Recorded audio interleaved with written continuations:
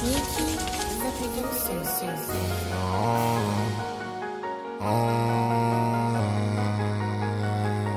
I know you ain't been lonely, and I've been lonely. I know you been feeling lonely, and I've been lonely. I know you been feeling lonely. I know you under your own thing, and I've been smoking on strong rays. I know you ain't been home, babe. I know you been feeling lonely. I know you under your own thing, and I've been smoking on strong, babe. I know you ain't been home, babe. I know you under your own thing. I know you under your own thing. I'm smoking on strong, babe. All of my money, like Robert De Niro. I'm eating her hair on. I'm smoking gelato. She know what it be, though. All on the bar, so I'm there with the bimbos. I ride in the Benzos. I ride in gelato. All in the Lambo. I'm worship the famo. She know what it be, though. I'm on the north side. Bitch, in the mile wide. Know what it be, though. Average.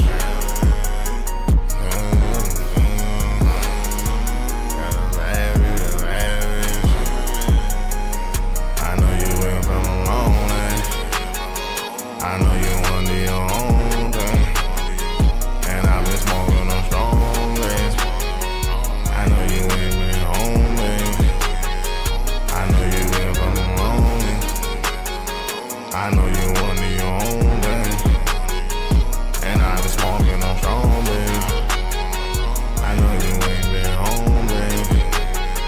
I know you under your own thing. I know you under your own thing. She hit me on FaceTime. I tell her little bitch why. Tell her little bitch though. I let her go pie though. I heard her on Sky though. She know what it be though. I hit her every day though. I've been busy though. Yeah.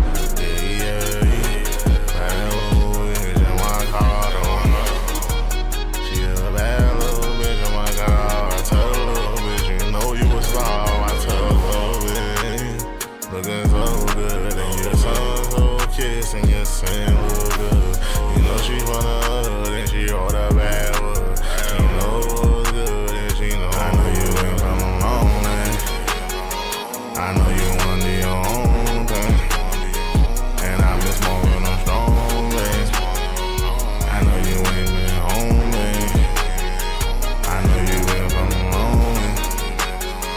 I know you under your own thing, and I've been smoking on strong, babe. I know you ain't been home, babe. I know you under your own thing. I am in the building. I'm in the building. I'm in the building. Excuse me. Welcome to the check-in report. Welcome to the check-in report. Today's topic: Kendrick Lamar drops GNX. Excuse me. GNX. Let me get it right. GNX. Kendrick Lamar drops GNX.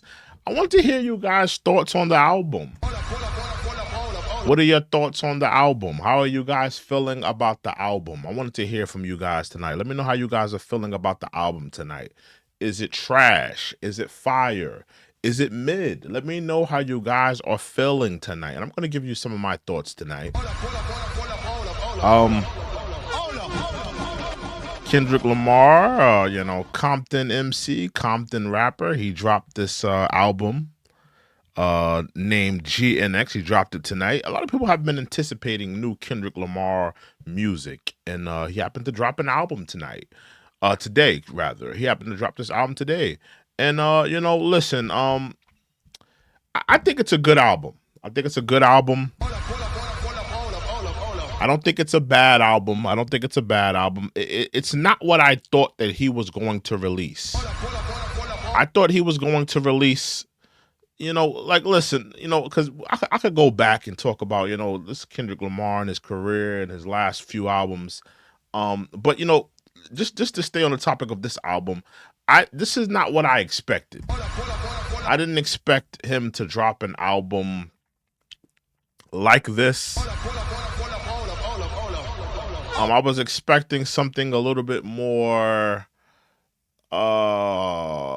palatable to, I feel like this is like a very West Coast oriented album. And I know Kendrick Lamar is a West Coast rapper, but it's a very West Coast oriented album.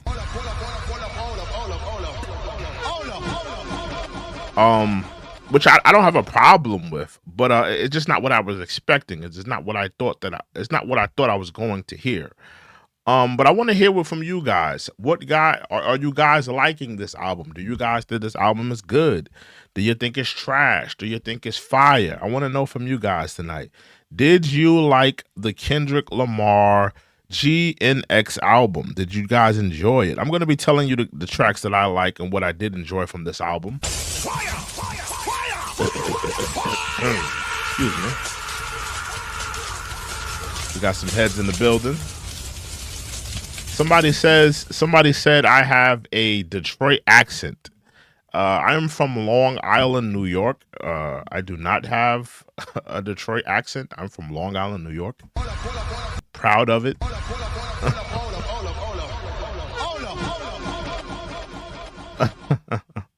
No Strange to Danger says the production is mediocre. I agree.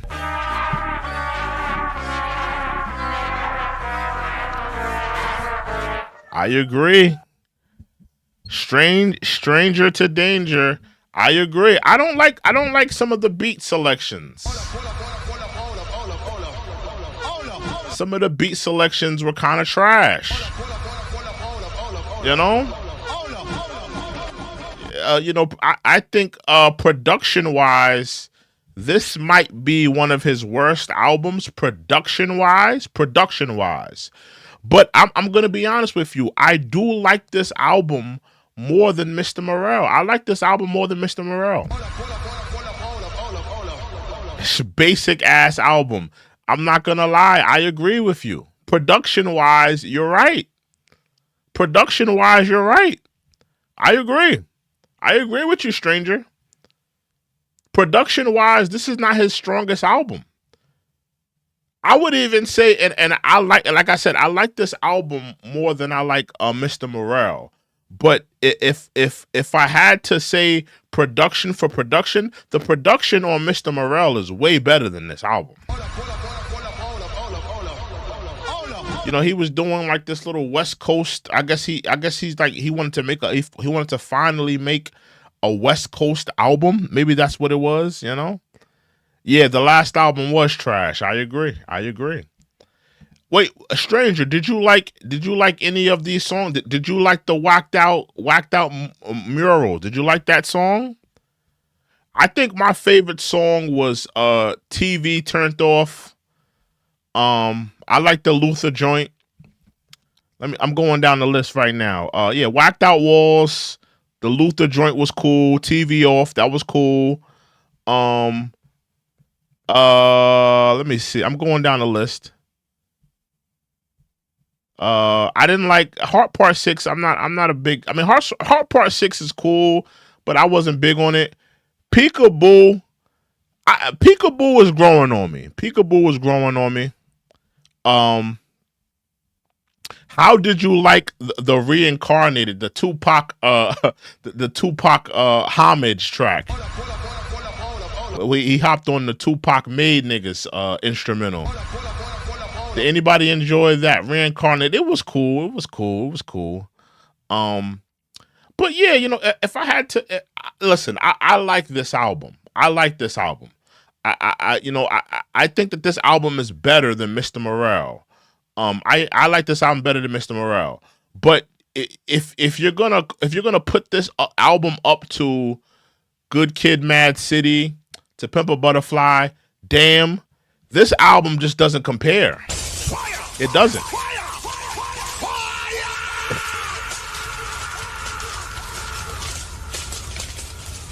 Yeah, this album doesn't compare to like his first three. His first three albums are incredible. Good Kid, To Pimp a Butterfly, damn, great bodies of work. I really feel like after Damn, he kind of lost a step. Stranger says, do you think this album has replay value? As an album, all right, let me say this. I think that this album has more replay value. This album has more replay value than his last album. This album has more replay value than his last. His last album didn't have a lot of replay value for me. So, you know, listen, he has some catchy tunes on here. Let's be real. He has some catchy tunes. I think songs like Luther, songs like TV Off, the Squabble Up, you know, people have been wanting that track for a long time. So I got at least 3 tracks that I think are really gonna go up. I think the Luther track will go up. I think the Squabble Up will go up because people have been wanting that track. And I think the TV Off track, I think those 3 tracks, they're going to go up. Those tracks are going to go up. So I think that those tracks have replay value. There's a lot of tracks on here that are garbage, though. Like the Say Hey Now. The Say Hey Now track is garbage.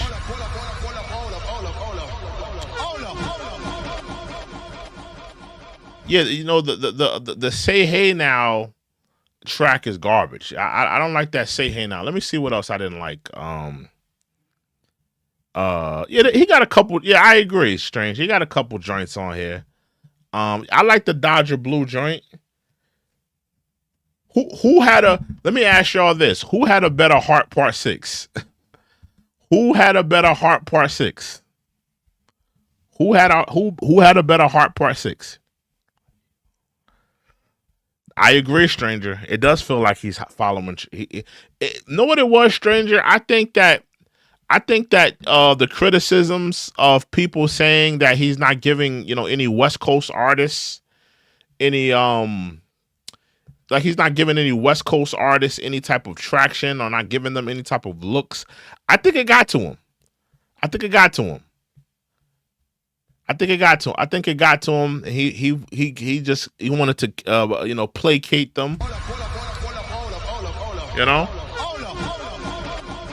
I think you know, people were the screams of him, you know, taking advantage of LA rappers, Cali rappers, them showing up for him, but him not showing up for them.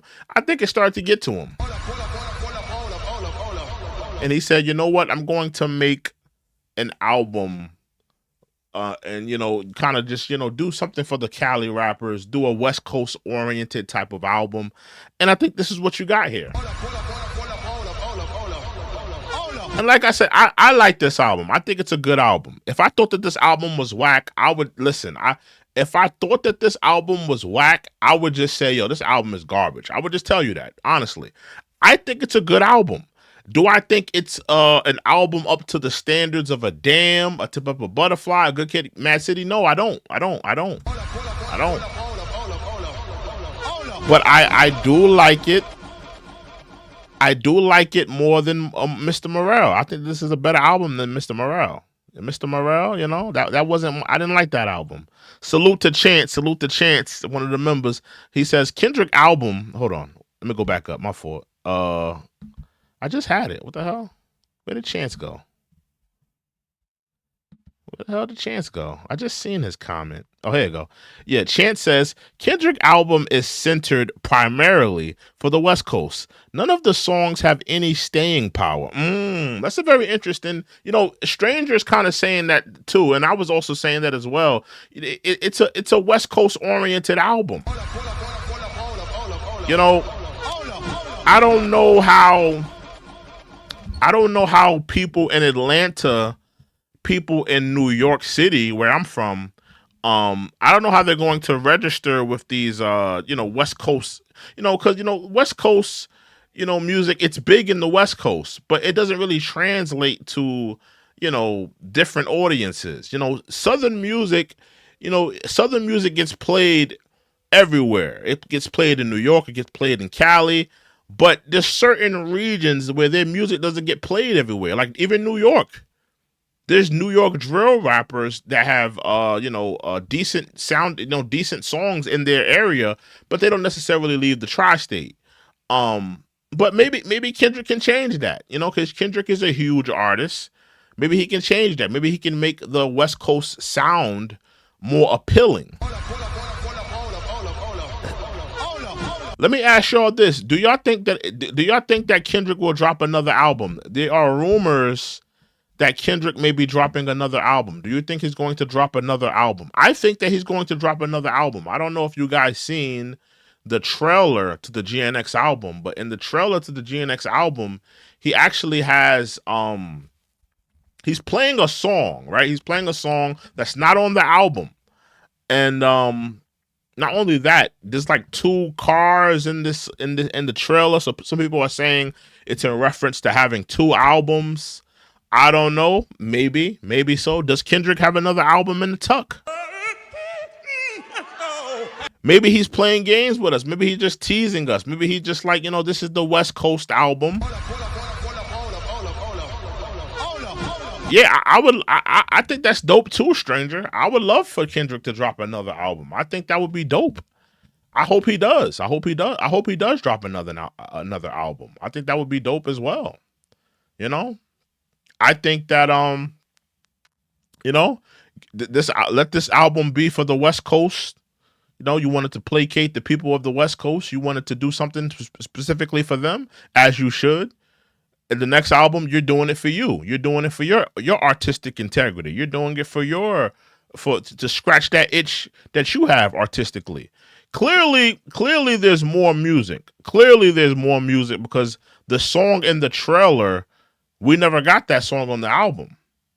So clearly there's some more music out there.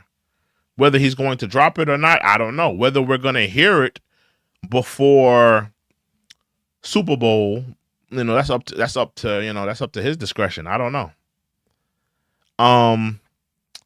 The stranger says produced by The Alchemist. That would be dope. I'm gonna be honest with you, stranger. I don't really like Kendrick and Alchemist together.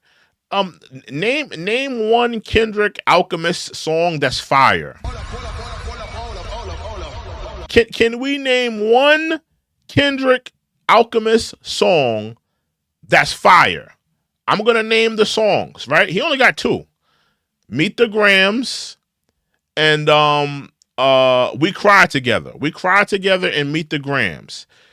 I mean, when you think of Alchemist's best songs, best beats, those are not 2 of the best songs and beats of Alchemist's catalog. Like, you know, if I'm thinking of some of the greatest Alchemist beats, I'm thinking of Mobb Deep, Hold You Down, Burn, Currency, Covert Coupe beats, We Gon' Make It, you know, stuff like that. I'm thinking of classic Alchemist beats. When I'm thinking of classic Alchemist beats, you know, I don't think that you know, Kendrick has a lot of great production from Alchemist, you know. I think that I would love, you know, this is just my opinion. I would love to see Kendrick Lamar get back in the studio with Flying Lotus, Terrence Martin. I would love for him to get back in the studio with Ninth Wonder. He was absolute killing those beats. Ninth Wonder, he did Duckworth, killed that joint. I would love for him to work with Ninth Wonder. Terrence Martin and Flying Lotus, they did work on To Pimp a Butterfly. Great production. I would love for Kendrick to work with those guys again, to be honest with you. You know, Kendrick doesn't have the best songs with Alchemist, if you ask me. You know? I can't think. I don't like both of the songs Kendrick came out with Alchemist. I did not like. I did not like We Cry Together, and I think Meet the Grams is corny. Meet the Grams is a corny diss track. It's a corny diss track. Meet the Grams was. I think that Meet the Grams, and Push Ups, those were probably the 2 wackest songs in the whole beef. Meet the Grams and Push Ups. I went back and listened to Push Ups. Push Ups. Matter of fact, let me not say Push Up. Push Ups was cool. I'm gonna say Tailor Made and Meet the Grams. Let me say that. Taylor Made and Meet the Grams were the wackest songs in that whole beef. I think Family Matters, dope. Not Like Us, dope. Euphoria, dope. 616, dope. A lot of people hate this record. They hate the Heart Part 6 by Drake. I love that record. I still think it's dope. Those are my favorites from the whole beef. You know, I think that Family Matters is probably my favorite though. Family Matters and Euphoria are probably my two favorites out of that whole. And 616. 616 is. Matter of fact, let me take that back. Family Matters and 616. Those are probably my two favorites out of the beef. Those are like my favorite songs out of the whole beef. Yeah, man. But how did you guys like the album? Did you guys enjoy it? Do you think it was trash? Do you think it was garbage? Do you think that Kendrick needs to move on from the whole Drake beef, you know? How do you guys feel about him saying he doesn't want to squash, he doesn't want to have any peace treaties? Now, let me say this about, Kendrick and the whole peace treaty thing. Kendrick, you can't say that you don't want peace treaties when people aren't, offering. Unless Drake is reaching out to you talking about a peace treaty. I mean, what are you talking about peace treaties for? It would be different if Kendrick could show us that Drake reached out or his team reached out, that they had a peace treaty or they trying to, piece it up or whatever. That's okay. Show us that. And then we could quantify what you're saying. But I don't believe that Drake is reaching out to Kendrick for a peace treaty. I don't believe that. Not after being called the PDF foul. Not after you have besmirched the man's name. I don't believe that he's reaching out to Kendrick for a peace treaty. So, I mean, I don't know why Kendrick is talking about peace treaties and all this stuff. Like, come on. Yeah, it's probably the fans, with their narratives. They're probably saying that. But I mean, I thought it was weird. I was like, why would Drake reach out to Kendrick for a peace treaty? If it would be anything, I would think Kendrick would have to reach out to Drake for a peace treaty. Drake is the one who lost the battle, right? Drake lost the battle. You call Drake a PDF foul. Drake did call Kendrick a domestic batterer, and he did put money in the streets. But Kendrick's jabs were a little bit. People kind of got behind Kendrick's narrative more than they did Drake's narrative. Let's just say that. Yeah, man. How do you guys feel about the album, though? How do y'all guys feel, man? I want to know how y'all guys feel. We got about 15 people in here. How did y'all feel about the album? Did y'all think it was trash? Did you think it was garbage? Is it even worth talking about? Am I wasting my time even talking about it? I feel like I'm wasting my time talking about it. Yeah, some of y'all don't want to tell me how y'all feel about this. We got 21 votes. Hold on. A lot of y'all are saying fire album. Okay. Well, tell me why it's a fire album. Out of 21 votes, 52% said fire album. Tell me why the album is fire. I think it's a decent album. I think it's pretty good. I don't think it's bad. I don't think it's classic. It's a cool album. I like a couple of the tracks on there.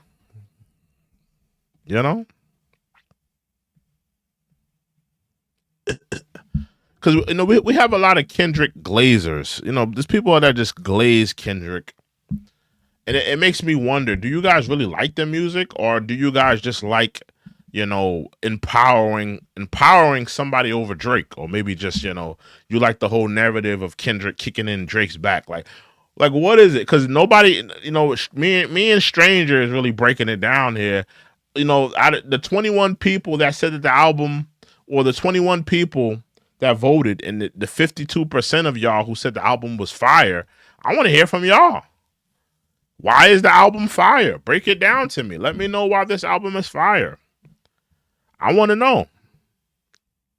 Tell me why this album is fire. Yeah, a lot of them are casual fans. They are casuals. I agree. Salute to Abdur. Abdur says that shit was garbage.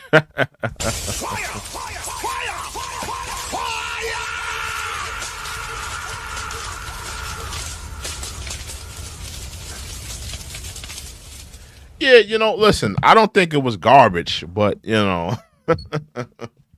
if you feel it was garbage, then you feel it was garbage, I understand, Some people are not gonna like this album,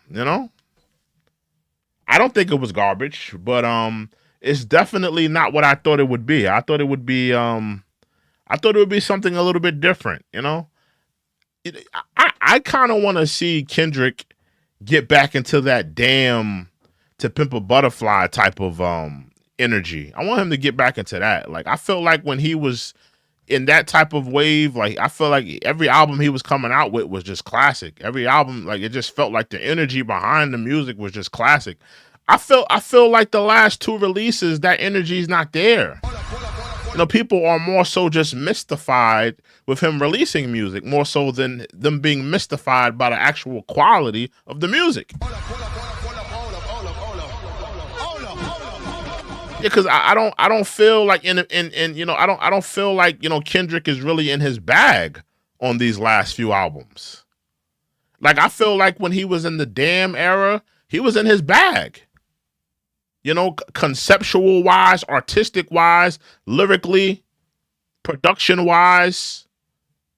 I think the energy behind the records and behind the music, he was in his bag back then. Even in the To Pimp a Butterfly era, he was in his bag. Good Kid, Mad City, he was in his bag. I don't feel like Kendrick is in his bag. Maybe he's gearing up. Maybe the next album he'll be gearing up to get in his bag. But I don't feel like this album didn't like blow me away. I kind of want Kendrick to, I kind of expect Kendrick to kind of blow me away with his albums. I don't feel like I was blown away. I feel like people are just more so mystified with him releasing music, more so than them being mystified by the actual content of the music.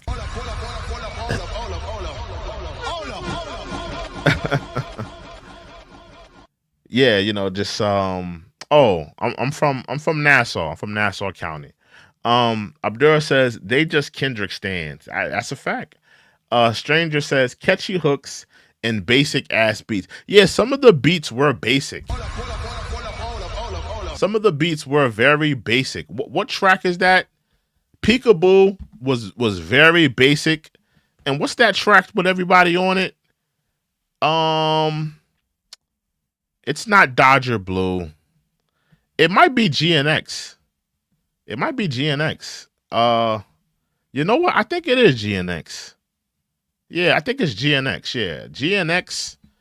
That record, that was a basic ass beat. Say Hey Now, it kind of picked up during the middle, but the beginning of that beat was very basic. Adrenaline Flux says there were like 4 really good songs, but no bad songs. Okay.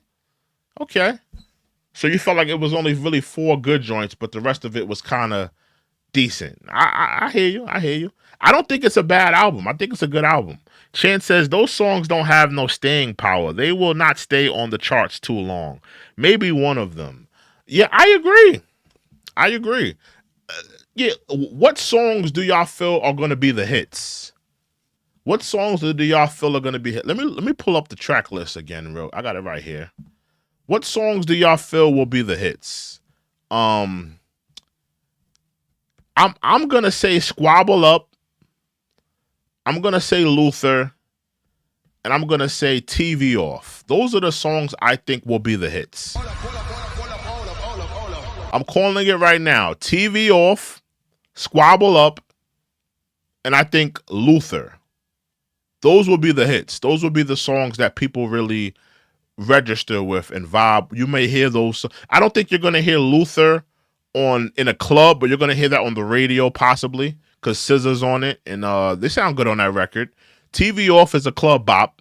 I think that's going to go off, and it sounds similar to Not Like Us. The Squabble Up joint. The Squabble Up, people have been waiting for that record for a very long time. Like, people have been anticipating that record for a while, so I think that record will go up as well.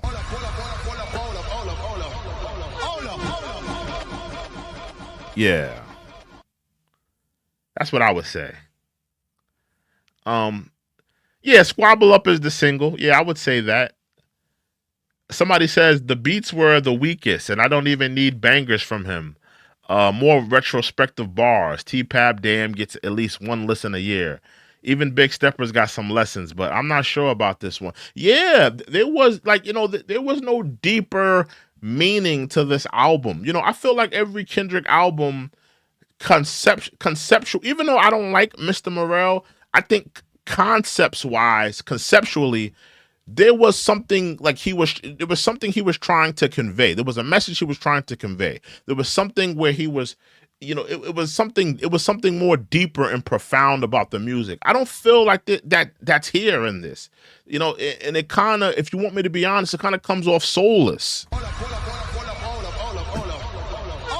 And a lot of the songs, I'm gonna be real with you, he sounds very hypocritical. On one record, he's talking to God, and he's like talking about how he wants to promote peace and love. But you're on other songs on here. You're talking about how you won't forgive Drake and you're gonna drag him to hell with you. And I mean, Kendrick, you got to make up your mind, bro. Make up your mind, bro. Or are you Kurt Franklin, or are you 21 Savage? Like, who do you want to be, bro? Do you want to be Kurt Franklin, or do you want to be 21 Savage, bro? You got to pick a side, bro. You can't talk to God one record talking about how I want to promote peace and love and unity, and I want to fix the communities and yada yada yada. Then the next record, we catch him fronting at the corner store, And you got all these other LA rappers. You got all these other LA rappers, and they promoting the block wars. I mean, pick a side, Kendrick. Pick a side. Do you want to be Kurt Franklin, or do you want to be 21 Savage? Pick a side, bro. Yeah, the beats were simple. They were very simplistic. Yeah, they were very simplistic. Chan says, exactly. He's talking unite Black Power, and in the second half he's talking about killing and exactly. That's been my whole gripe with Kendrick for a while. He's very hypocritical. And a lot of people, they feel like he's very self-righteous and he's this whatever, but I really feel like the man is at war with himself a lot in his music. He's at war with himself. He's like, he's 1 minute he's Kurt Franklin, next minute he's 21 Savage.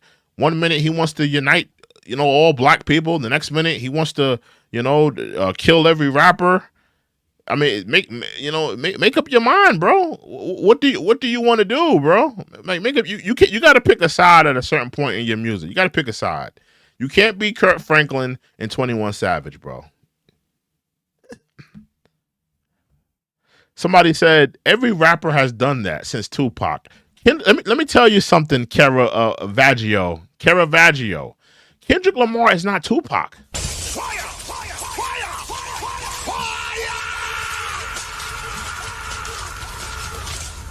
Kendrick Lamar is not Tupac.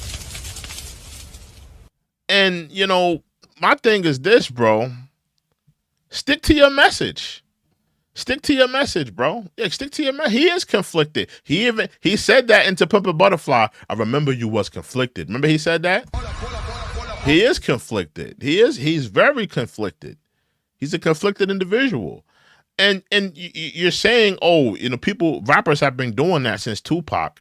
We also have to remember that Tupac was a 20-year-old man. Tupac was very young. Tupac died very young. This was a young man. This wasn't no elder. This wasn't no 35-year-old man, 40-year-old man that was reflective of his life and what the things he did and the things he was going through. He was very much in the moment of his life. I think that if Tupac would have had the chance to live out his life, I think that a lot of things he would have looked back and said, I would have done that. I would have done this differently. I mean, Kendrick Lamar is in his 30s, bro.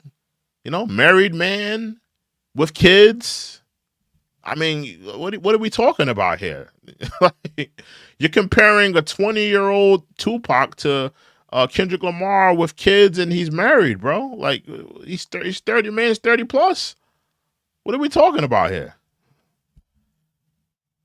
Yeah, man. No, I understand rappers can be hypocritical. Absolutely, I agree with that. But I mean, what are you promoting?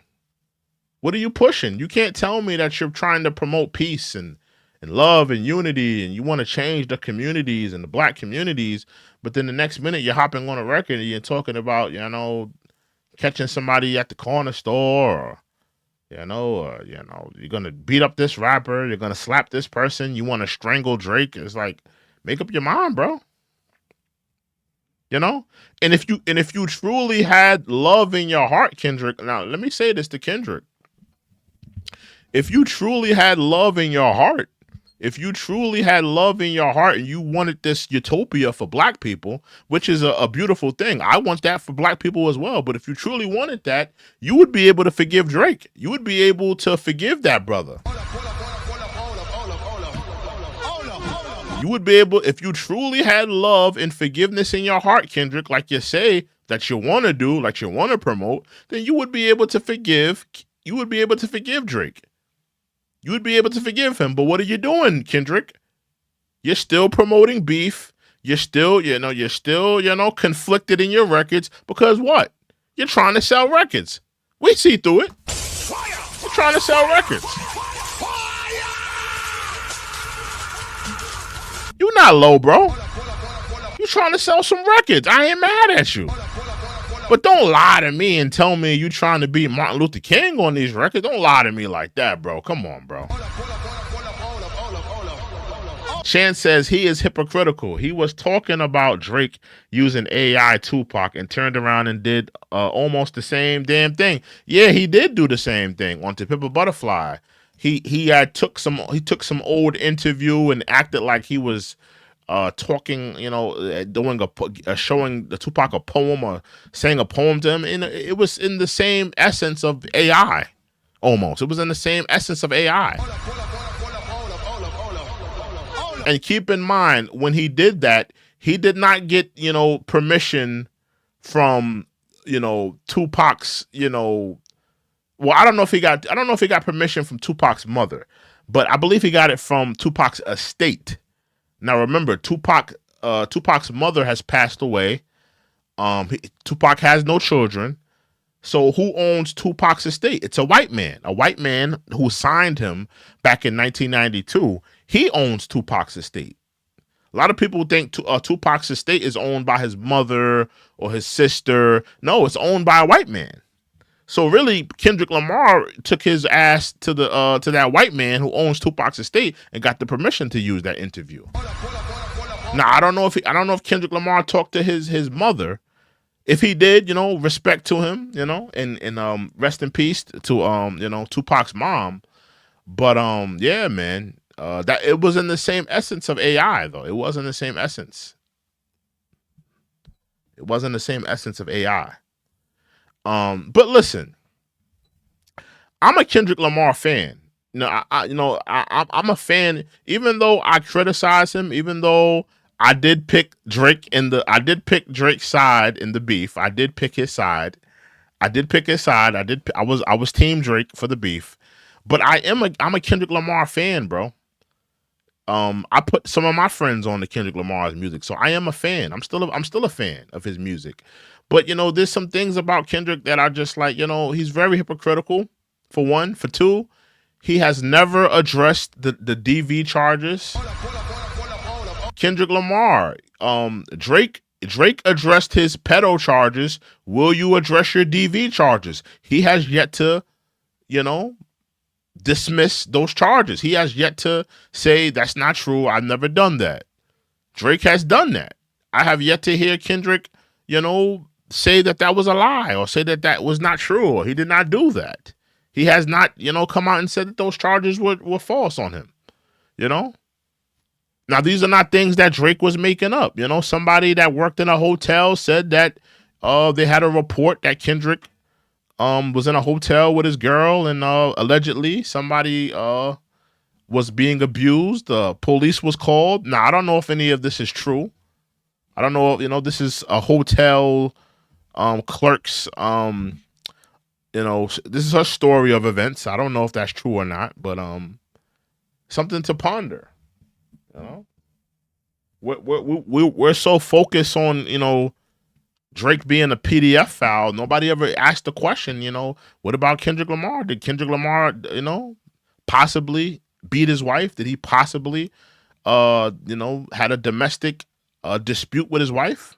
You know, where she was, you know, he put hands on her. You know, I don't know. I'm not gonna say that that was true because I wasn't there, but you know, it was out there. Why didn't Kendrick ever address it?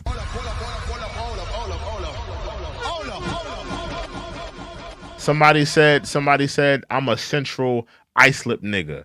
What's poppin'? Salute. Long Island in the building. Long Island in the building. Long Island in the building.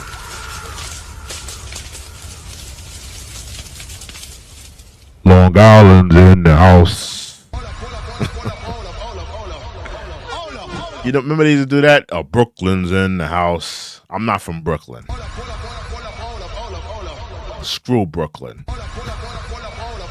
Long Island in the house. We're gonna do the Long Island version.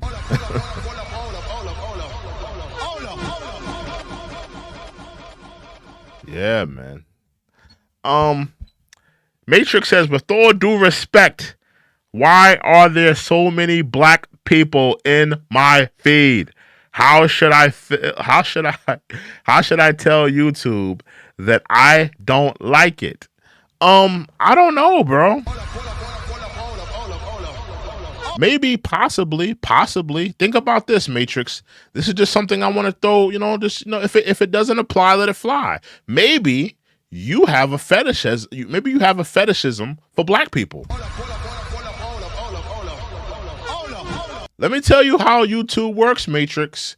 YouTube works on an algorithm basis. So it's not that, you know, necessarily that all these black people are popping up on your timeline or feed because, you know, they're putting them there. No, Matrix.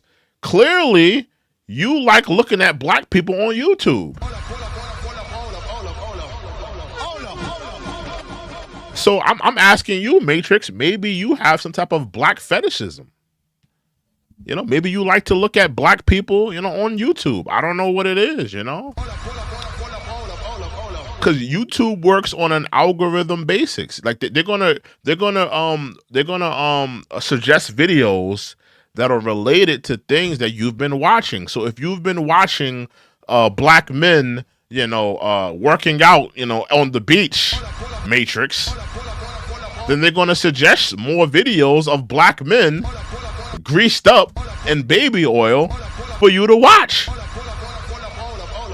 So I'm asking you, Matrix, do you have a black fetishism and you like to look at black men? I don't know. You have to ask yourself that, because I don't know, man. I don't know what's in your algorithm. Clearly you got like some black fetishism stuff in your algorithms where they keep suggesting black people in your videos. Abdurrah says he like BBC. Chance says maybe the phone. Hold on. Because anybody that knows YouTube, it works on an algorithm basics. Matrix. YouTube works like this. This is how YouTube works. I know how YouTube works. They suggest videos that are things that you like. Like, let's say, hypothetically, Matrix, let's say you put in on your chat, right? Let's say you put in your search bar on YouTube. Let's say hypothetically you put in traveling videos, right? You put in traveling videos to Asia. They're going to suggest videos of traveling videos. They're going to suggest, hey, here's somebody traveling to Japan. Here's somebody traveling to China. Here's somebody traveling to Tokyo. They're going to suggest traveling videos to you. So you're telling me that you keep seeing black people on your timeline. So clearly there's something in your algorithm where you keep looking at black people. I don't know if you have a fetishism. That's why I'm asking you. Clearly there's something in your algorithm where they keep suggesting black people to you. You know, I don't know, you like looking at Black Tool, You like looking at greasy black men working out? I don't know what it is. Here you are, you're looking at me. I'm a black man. What's the problem here? I don't get it, bro. I don't know what's going on. I don't know, man. I think you have to do some soul searching. If you ask me, you have to do some soul searching.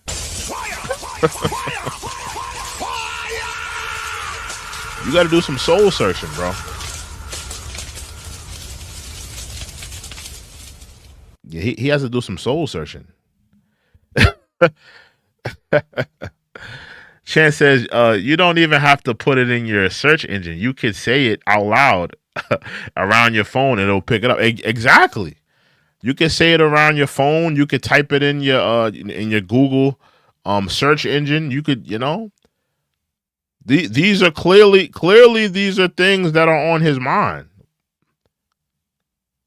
Because I keep on my timeline, I could tell you what pops up on my timeline on YouTube. I could tell you what pops up on my timeline. A lot of Latina women.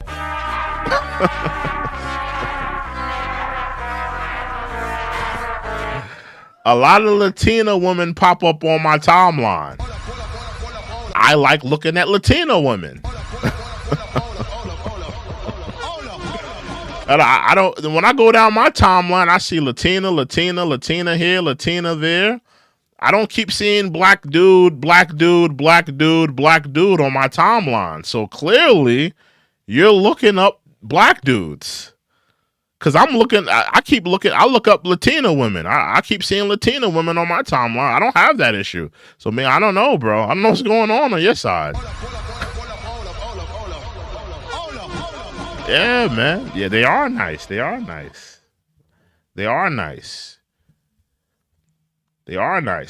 What type of Latino girls do y'all like? I'm gonna tell you the ones that I like, and y'all. I'm gonna tell you. I'm not gonna rank them, but I'm gonna tell you the ones that I like. But I want to know the ones y'all like. Now you got to pick from these choices of Latina women: Mexican women, Dominican women, Puerto Rican women, Boricuas, or Colombian women. Those are the 4 choices.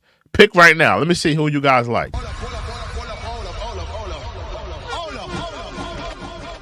I seen somebody says Dominican. Okay, that's a great choice. You can't go wrong with Dominicans.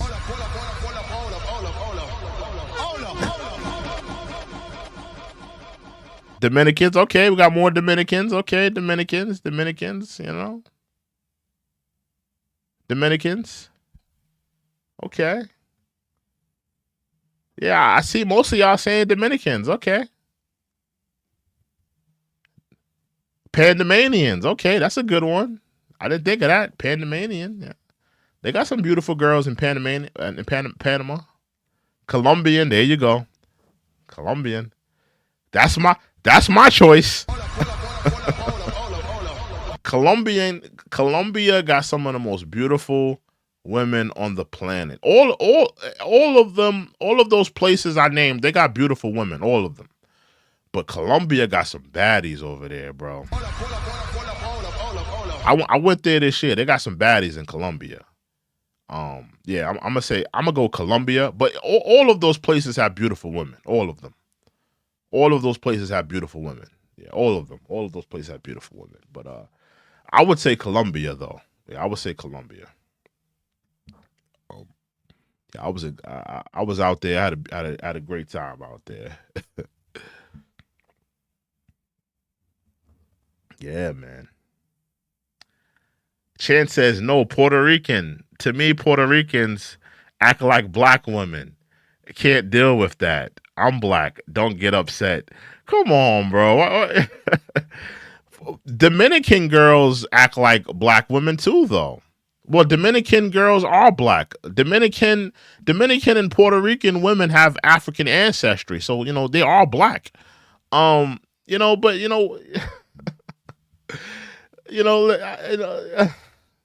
I disagree with that. And Puerto Rican women, I'm gonna be honest with you, Puerto Rican women, historically, Puerto Rican women and I hate to say this, but Puerto Rican women, you know, they will be with the most abusive man on the planet, and they will stand by him. I've seen it. Puerto Rican women will have the most abusive dude on the planet, and they will stay. If they really love that dude, they're gonna stay with that dude. I've seen it numerous times. Puerto Rican women with an abusive dude, and they stay with that dude. They stay with him. So, you know, what you're saying about, you know, Puerto Rican women acting like black women, Puerto Rican women are loyal. I've seen Puerto Rican women be loyal to some really bad dudes. Yeah, like some really like, you know, piece of ish dudes that just like was beating on them. I've seen it. Like, I've seen it firsthand. Puerto Rican women are very loyal, bro. They're very loyal. Like, yeah, they got a little attitude or whatever, but they very loyal. Asians are loyal. No, they are not.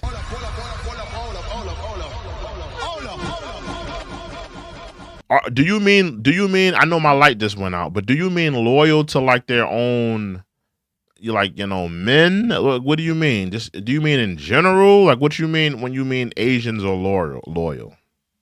I've never dated an Asian woman, so I don't know. I've only dated black, Dominican, Puerto Rican, women. I've only dated those types of women. I've only dated black women and Latinas, so I don't know anything about white women. I don't know anything about Asians. Yeah, I've only dated, you know, black. Give me 1 second, y'all. I gotta turn this light back on. Give me 1 second. I'll be right back. And I know we're going off topic.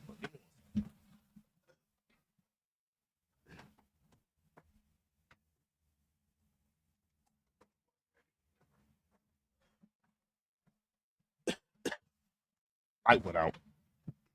Yeah, but I've only dated black and Latina women, bro.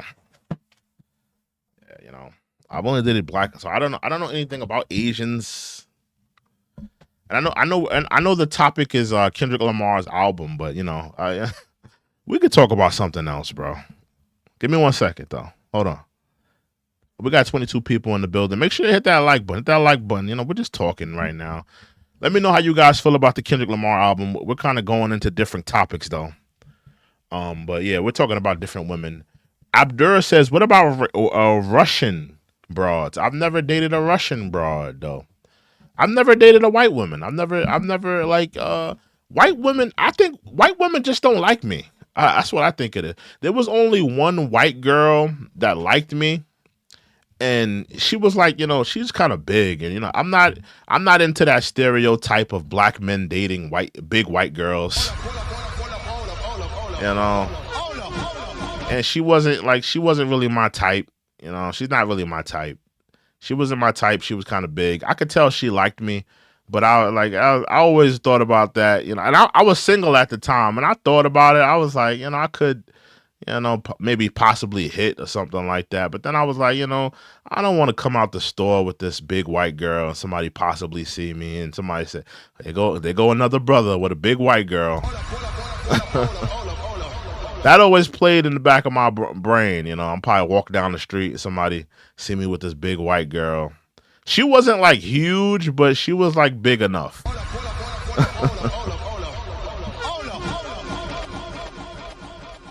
Yeah, she wasn't like huge, but she was big enough where it was like, yeah, I don't want to be seen with this girl like that. Like if I'm gonna be seen with a big girl, she's got to be black or Latina. I'm gonna be seen with a big girl, she's got to be black or Latina.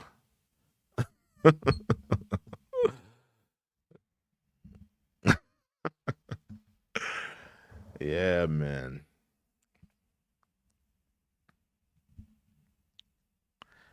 I like it. Listen, every race has beautiful women. You know, Asian women are beautiful, man. They got some beautiful Asian women. You know, they got some beautiful Asian women. I haven't met a lot of Asian girls in my life. Maybe like two or three. I had a crush on one. I think she was like a Korean. You know, I had a crush on one, but she wasn't really feeling me like that. Asian women, they typically kind of go after, you know, unless you're talking about like the Filipina girls and stuff like that. But you know, most Asian women, they kind of go after like white men. They're not really checking. You know, don't get me wrong. They want, you know, they're curious about the black tool. Don't get me wrong. But you know, typically they kind of look, you know, in terms of relationships. You know, they may sleep with a black dude, but they're not necessarily trying to like get married to a black dude. You know, they're not really looking for relationships with black dudes. They kind of just want the tool. Mostly you see a lot of Asian women with white men. That's what you typically see. You see a lot of Asian women with white men. You see that a lot.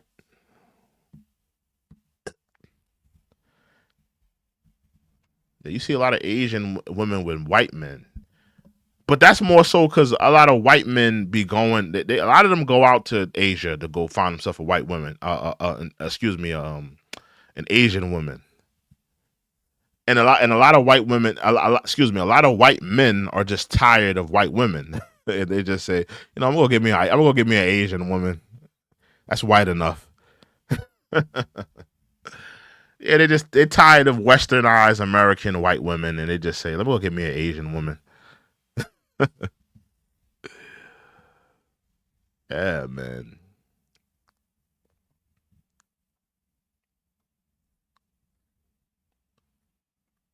What type of girl would you not date? Let me see the racism in here. What type of girl would you not date? I already know Chance's answer. Salute to Chance. Chance is gonna say a black woman, even though he's black. Let me know what type of woman you wouldn't date. What woman wouldn't you date? Is there maybe a type of woman you wouldn't date? Let's hear a woman you wouldn't date. I think all women are beautiful. No matter what color they are, what race they are, I think all women are beautiful. You can find beautiful women almost anywhere on the planet.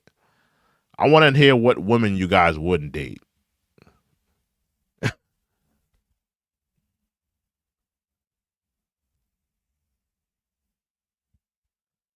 Yeah, let me hear it, guys. Let me hear it. Vietnamese. What? They got some beautiful women out there. You're bugging. Pure black is out. Why are you hating on black women for? Somebody says Turkish. I'm gonna come back to Corey. He says pure black is out. You're hating on black women. I'm gonna get back to that one, Corey. Somebody says I won't date a feminist. That's the best answer.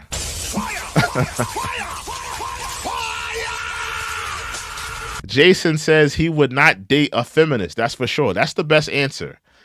Abdurrah says a woman from Afghanistan. You don't think they got beautiful women in Afghanistan? You don't think so? Is that because of like what religion reasons or something like that? Oh my goodness! Somebody had to say a transformer. Robots in the sky, transformers. Robots in the sky.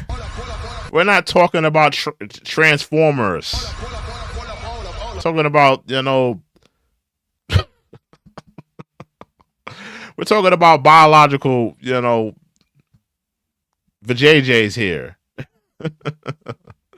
Let me go back to Corey, though. Corey says pure black is out. Let me go back to Corey. He says pure black is out. Corey, can we just be honest here? All standards of beauty come from black women. Think about all of the attributes that we look at in terms of what makes a woman beautiful, especially in modern times. Do you think fat asses? Do you think they come from England? Do you think they come from China? Do you think they come from these other places? Fat asses, they come from Africa, bro. When you think of voluptuous women, they come from Africa. So a lot of these standards of beauty come from black people. Full lips.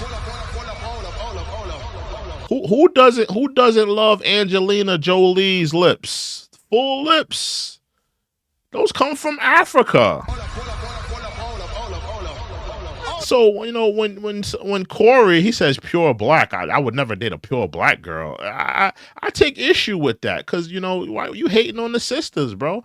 I think a lot of standards of beauty come from black people. Whether it's full lips, whether it's voluptuous women, these things are, these things come from out of black people, black culture, and black women specifically. So I take issue with you saying pure black women you wouldn't date. I disagree with that. I think that standards of beauty come from black women. Stop hating on the sisters, man. Yeah, you're hating on the sisters, man. And y'all don't want me to go into who ages better, because if we start talking about who ages better,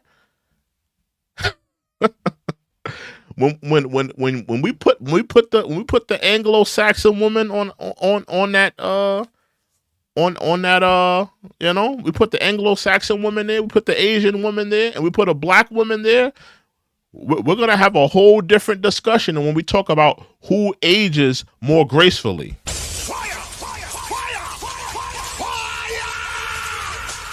No women age more gracefully than the black woman. I'm talking about a healthy black woman. I'm talking about a healthy black woman that goes to the gym, skincare, a healthy black woman. No woman ages better than the black woman.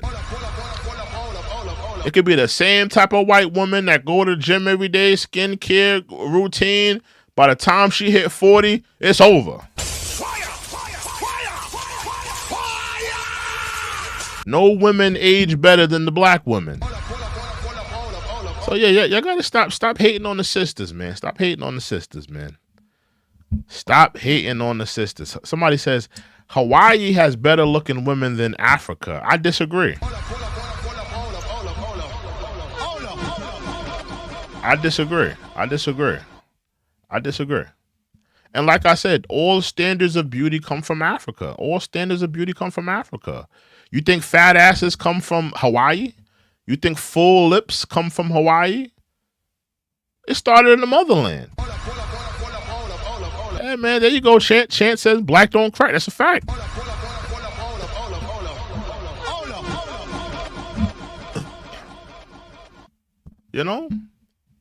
There's women. Look at Sade, right? Now Sade is in her 50s. Actually, she's in her 60s.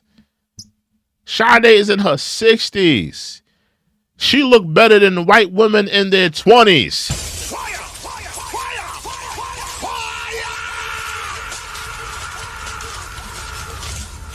Look at what's that girl that's with Jalen Green, the basketball player, Drea. Drea is in her 40s. She looked better than white girls that's in their 20s. Come on. I gotta stop, bro.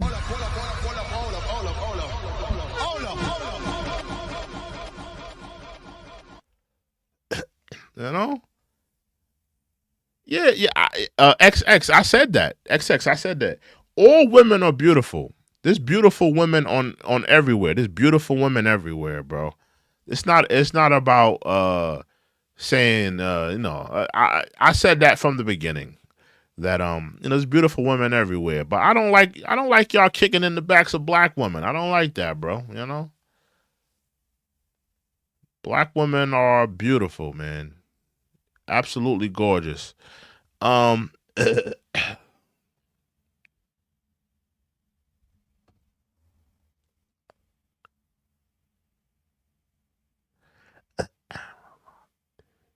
That's a fact. Jason says white women start to deteriorate after 35. Yes, that's a fact. Now listen, there's some beautiful white women on the planet, but after a certain point in time, yes, white women start to deteriorate, you know? If we're talking about who ages more gracefully, black women age more gracefully than white women. They do. They age more gracefully. You know? White women, after 35, kind of downhill. I disagree. That's God's goat. He says that black women are so angry. Black women are not angry. First of all, we got to stop generalizing all black women. All black women are not angry. They're all black women that are the most happiest people on the planet. They're all black women that are living their lives happy, are good.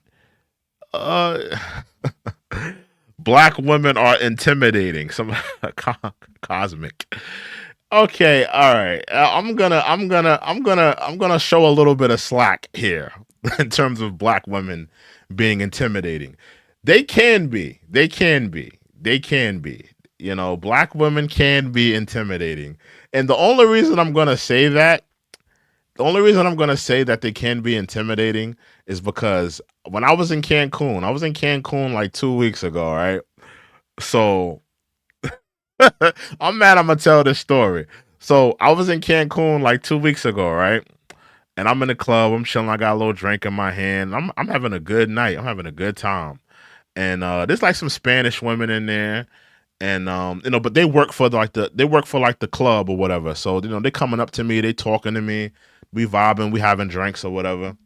They're very, very feminine, very, feminine energy. Every man loves feminine energy.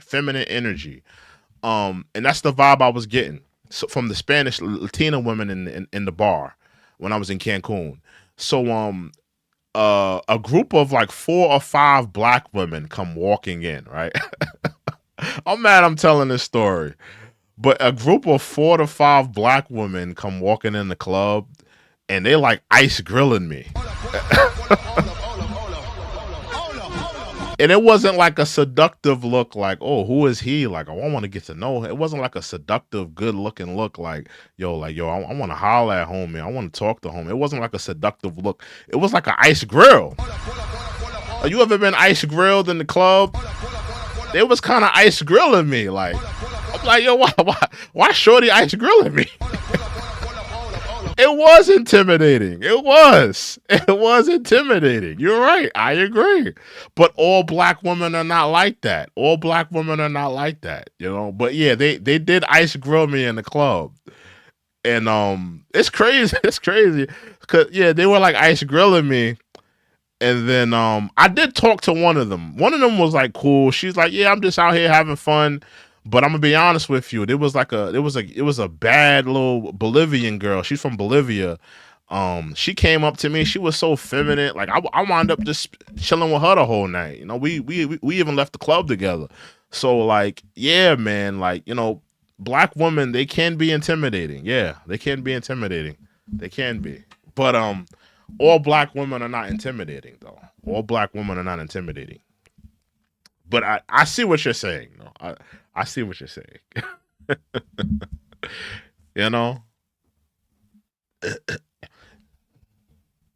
I see what you're saying. But yeah, all black women are not like that.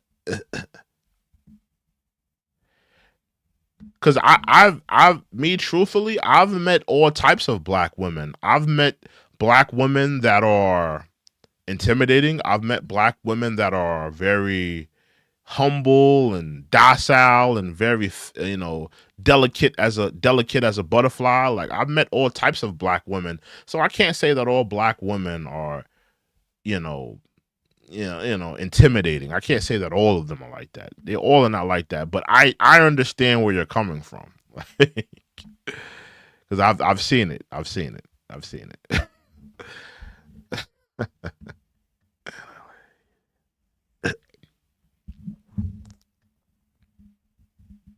I've definitely seen it. That's crazy how this is a stream about Kendrick Lamar's album, and we're maybe I should have just made this a stream about talking about women. I should have just made this a stream about talking about women, because that seems like it's more interesting to people tonight. I don't see a lot of people talking about Kendrick Lamar's album. We're more so talking about women, and I don't mind it. I love talking about women. Let's continue. Who do y'all think cheats more, women or men? Who cheats more, women or men? I've asked this question before, but I just want to hear from you guys. Who cheats more, women or men? We mostly got men in here. I could tell we mostly got men in here, so I know I'm gonna hear women. Women are who cheat more.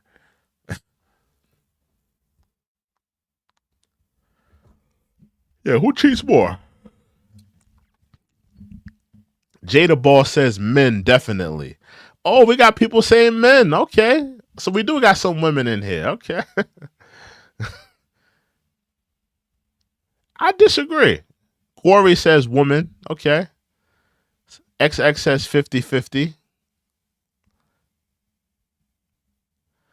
I think women cheat more. I think women cheat more because they have more opportunities to cheat. And, people fail to realize that cheating is indicative of, only your partner could tell you if you're cheating. Because, you having a conversation on direct message with somebody, that could be considered cheating. You spending time with somebody that's not your boyfriend, that could be considered cheating. You having a work hubby, that could be considered cheating. So, cheating is indicative of what your partner says cheating is. And by that theory, women cheat more. Cheating could be a various of things. Yeah, I think women cheat more. I think that men have, I think that men, all right, let me say this because this is how I want to word it. I think that men cheat, but I think that men, this is exactly how I want to put it. I think that men cheat, but we don't cheat with our hearts. Women cheat with their hearts. Men don't cheat with their hearts. We don't cheat with our hearts. We cheat with our bodies. We know we got a good girl at home. We're not trying to leave her. We want to be with her. We care about her. But, I went out this night. There's this bad little chick. She's feeling on me. You know what I mean? I'm feeling her. She looking good. She talking about she want to, hit the telly with me. That's temptation for a man. And that's like, listen, we're men at the end of the day. But we're not cheating with our hearts. We're not like, oh, I'm going to leave my girl at home for this floozy I met at the club. We don't cheat like that. We're not processing it like that. We're looking at it as, okay, we're just smashing this girl. But I want to be with my girl I want to go back home to my girl. I want to be laid up with my girl. I want to chill with my girl. I want to go grab some breakfast in the morning with my girl. Women, they cheat with their hearts. They'll cheat on a nigga because they don't feel like they're getting enough attention, or you're not around enough, or I feel like women, the way they cheat is a little bit more foul.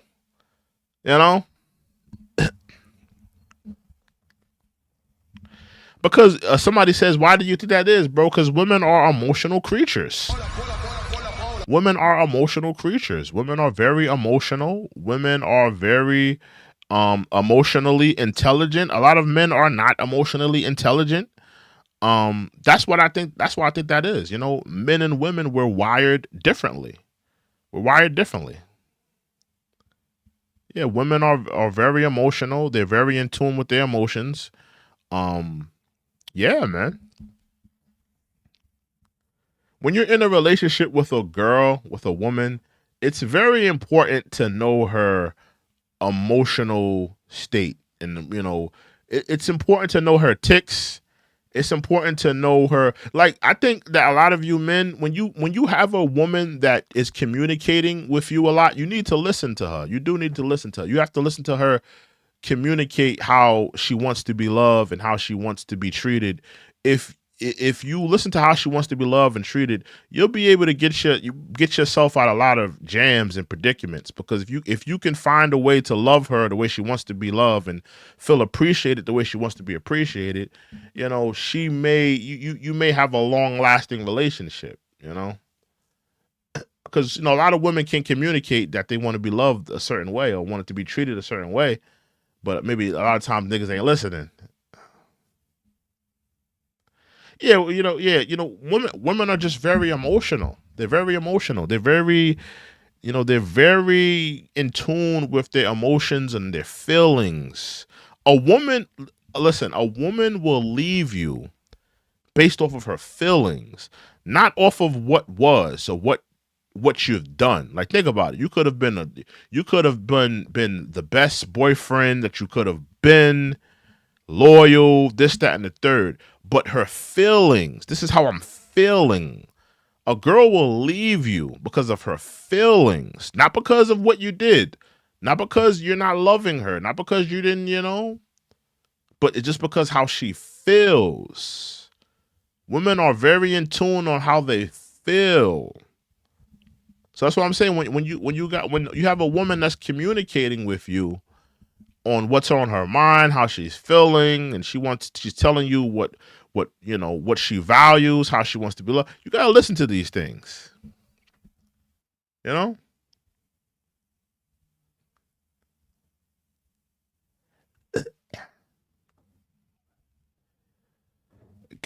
K Mirror says, "Yep, I left because of abuse." Yeah, man. You gotta leave a man that's abusing you. You gotta leave a man that's abusing you.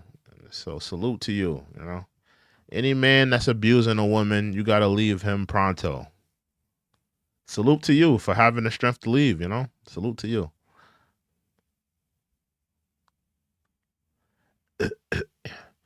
Have any men been in any abusive relationships? Because K Mirror, she talked about how she was abused. Have any men been in any abusive relationships? Now remember, men, women can abuse you in different ways. It's not just physically.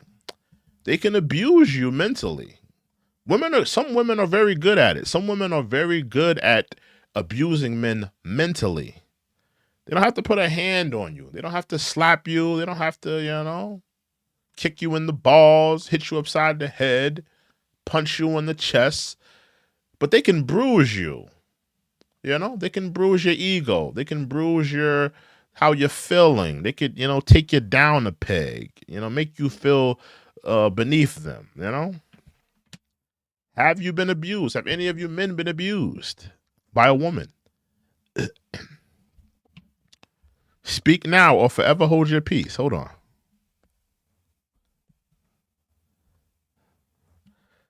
Papa Smurf says, yeah, I've been into really bad abusive relationships. Yeah, man, listen, women can abuse men too. It's not just one way, it's both ways. Tanner says, I have. Yeah, man. A lot of men suffer in silence. Being abused by women. Women think from their heart. Men think from their yeah. There you go. That's true. That's true. I think that women cheat with their hearts, though. Like I said, women cheat with their hearts. Men cheat with their bodies. Like we're not processing it like, oh, I'm cheating on my girl because I need love. I need affection. No. I'm just trying to please my body. Okay? I'm just trying to get something off real quick. She got a nice little ass, and I'm trying to, not necessarily I'm trying to leave my girl. I'm not trying to leave my girl. I love my girl. I want to be with my girl. But I mean, this girl is here right now, and my girl is at work. That's what it really is. It's not about me cheating on you because I don't want to be with you. Has nothing to do with it. That's what a lot of women don't realize, though. It's not about me not wanting to be with you. I want to be with you, but you know, there's a girl here. She looks good. She's feeling me, and I want her right now. I want to smash her right now. I'm sorry, but you know, it's just pleasing my body. You know, that doesn't make it right, but you know, I'm just saying that's how men look at it, though. Women look at it differently. Women are more like, you know, very sensitive, very emotional. Women have needs as well. Don't that's another thing that men get fooled on. Women have needs as well. They have needs. A lot of men think that, you know, women could, you know, they're stronger with their needs and their wants. That's hogwash. Women have needs as well. It's just that men act upon their needs quicker, faster, and they're more trying to get it off faster and quicker, and they're very sloppy. Women are more calculated with their needs, but we still have needs. Needs are still needs. Women are more calculated with their needs. So when they want to cheat, they know how to calculate it. They know how to orchestrate cheating. Men are more sloppy. We're just trying to, let me pull it out, put it on the table, slap it on her leg. I don't care if the text messages are in my phone and somebody see it. We're sloppy. Women are more calculated. Oh yeah, my man, he ain't hitting it right no more. He's not calling me and texting me like he used to. Got this young man at work. He's filling on me. You know, he wants to be the work hubby. Maybe I'll flirt with him. You know, maybe I'll save his number in my phone as one of my homegirls' phone numbers. He'll be texting me all night, and then my boyfriend will be asking me, who was that texting you? And I'll just be, oh, that's just my homegirl. You know, her boyfriend left her. You know, she's going through it. You know, women are more calculated with the cheating and how to orchestrate cheating. They're more calculated with their cheating and how to orchestrate the cheating. Yeah, women are more calculated, you know. Yeah, they're way more calculated, or you know, more orchestrated when they do it. Yeah, man. Ain't nobody in here talking about the Kendrick Lamar album. Nobody. I'm going into a whole diatribe about women and how much they cheat and different types of women from different places. Ain't nobody talking about this Kendrick Lamar album. When did you first get hurt by a woman? Oh my goodness. When I was a young man, I got hurt by a woman. Yeah, I've had my heart broken by women before. Yeah, I was probably a young man. I was probably in my teenage years.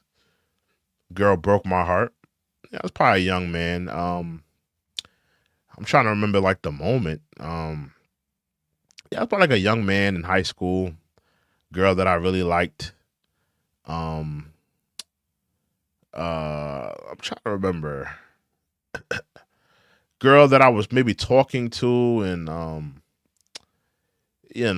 she kind of like, led me on when she was probably feeling somebody else. Yeah, it's like one of those stories, like, one of those very early, you like a girl, she's giving you a little bit of emotion. You're a young person, you're still trying to process how you feel about somebody and your feelings about somebody, and you're into this girl, and then, 1 second, like you just at the flash of a pan, you see them with this other dude, and they're supposedly together. It's like one of those scenarios, I think we've all had our hearts broken. We've all had like a crush in school that we were really feeling, and maybe you were talking to her, or maybe you seen her from a distance. Maybe she was in your class and you were just enamored with her, and you seen her holding hands with some dude or kiss some dude, and you were just like, oh my goodness, broken hearted. It was like one of those. That's probably like my earliest times of like, having my heart broken, I wouldn't say that's love. I think people get love and and love and like they people get love and like mixed up. You could really like somebody, but it doesn't mean you love them. Doesn't mean you love them. Love is very I want y'all to realize what love is. Love, what is let me ask y'all this. This is a better question. What do you guys think love is? What is love to you guys? What is love? I want y'all to give me a definition of what love is to you. Cuz I think people get love and like mixed up. What is love to you? Somebody said infatuation. Somebody said, "Oh, infatuation." There you go. That's the word I wanted to use. Infatuation. In fact, because it not like, but people get infatuation and love mixed up. Yeah, but what is love to you guys? What is love to you guys? What is love? Like, how do you guys define love? There you go. Somebody said it. Love is sacrifice. Love is sacrifice. Love is when you are completely selfless. Now, this is my thing. If you love somebody, that means that you are selfless. You are willing to put this person's needs, wants, first before your own.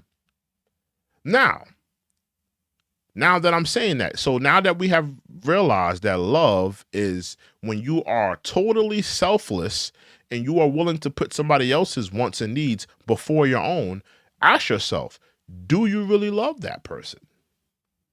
Because a lot of y'all, oh, I love my girl, I love this, love this, and I love that, but are you willing to put this person's wants and needs before your own? Because that's what love is. That's what true love is. To put yourself to the back burner and put somebody else's wants and needs before yours. It's to the point of selflessness. You know? Because a lot of the women that some of you guys have probably dated, been in relationships with, you probably were infatuated. You probably liked her. But did you love her? Were you willing to put yourself to the back burner for her? Did you love her? You know? Yeah, man. Yeah. Love is to the point of selflessness. That's the thing, K-Mir. That's the thing, K-Mir. Love is being used. You have to be used to be loved. And K-Mir, remember, K-Mir, there's nothing wrong with being used. If you can't be used, you're useless, right? It's not about being used. It's about being misused. You can be used and it be a good thing. But when somebody misuses you, that's the problem. So don't look at being used as a bad thing. Being used is not a bad thing, because if you can't be used, then you're useless. But when somebody misuses you, that can be a problem. You know?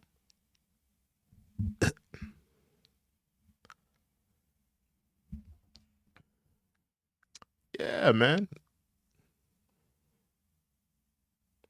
Yeah, you don't want to be misused. Yeah, that's more so of a problem. Like I don't mind being used, but if you misuse me, then that's really the problem. Okay, it came in and says I was misused. Okay, then yeah, then that was a problem. I understand. Yeah, nobody wants to be misused. You know.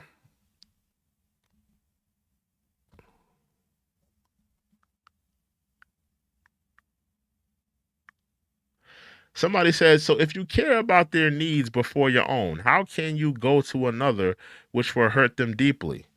Well, that's the thing. Some people. Wait, hold on. Go back to that.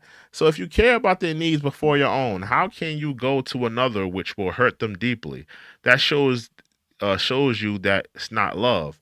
Well, listen, people fall in and out of love, you know? People fall out of love. They don't feel like they have that selflessness in them anymore. They can't go the extra mile with you.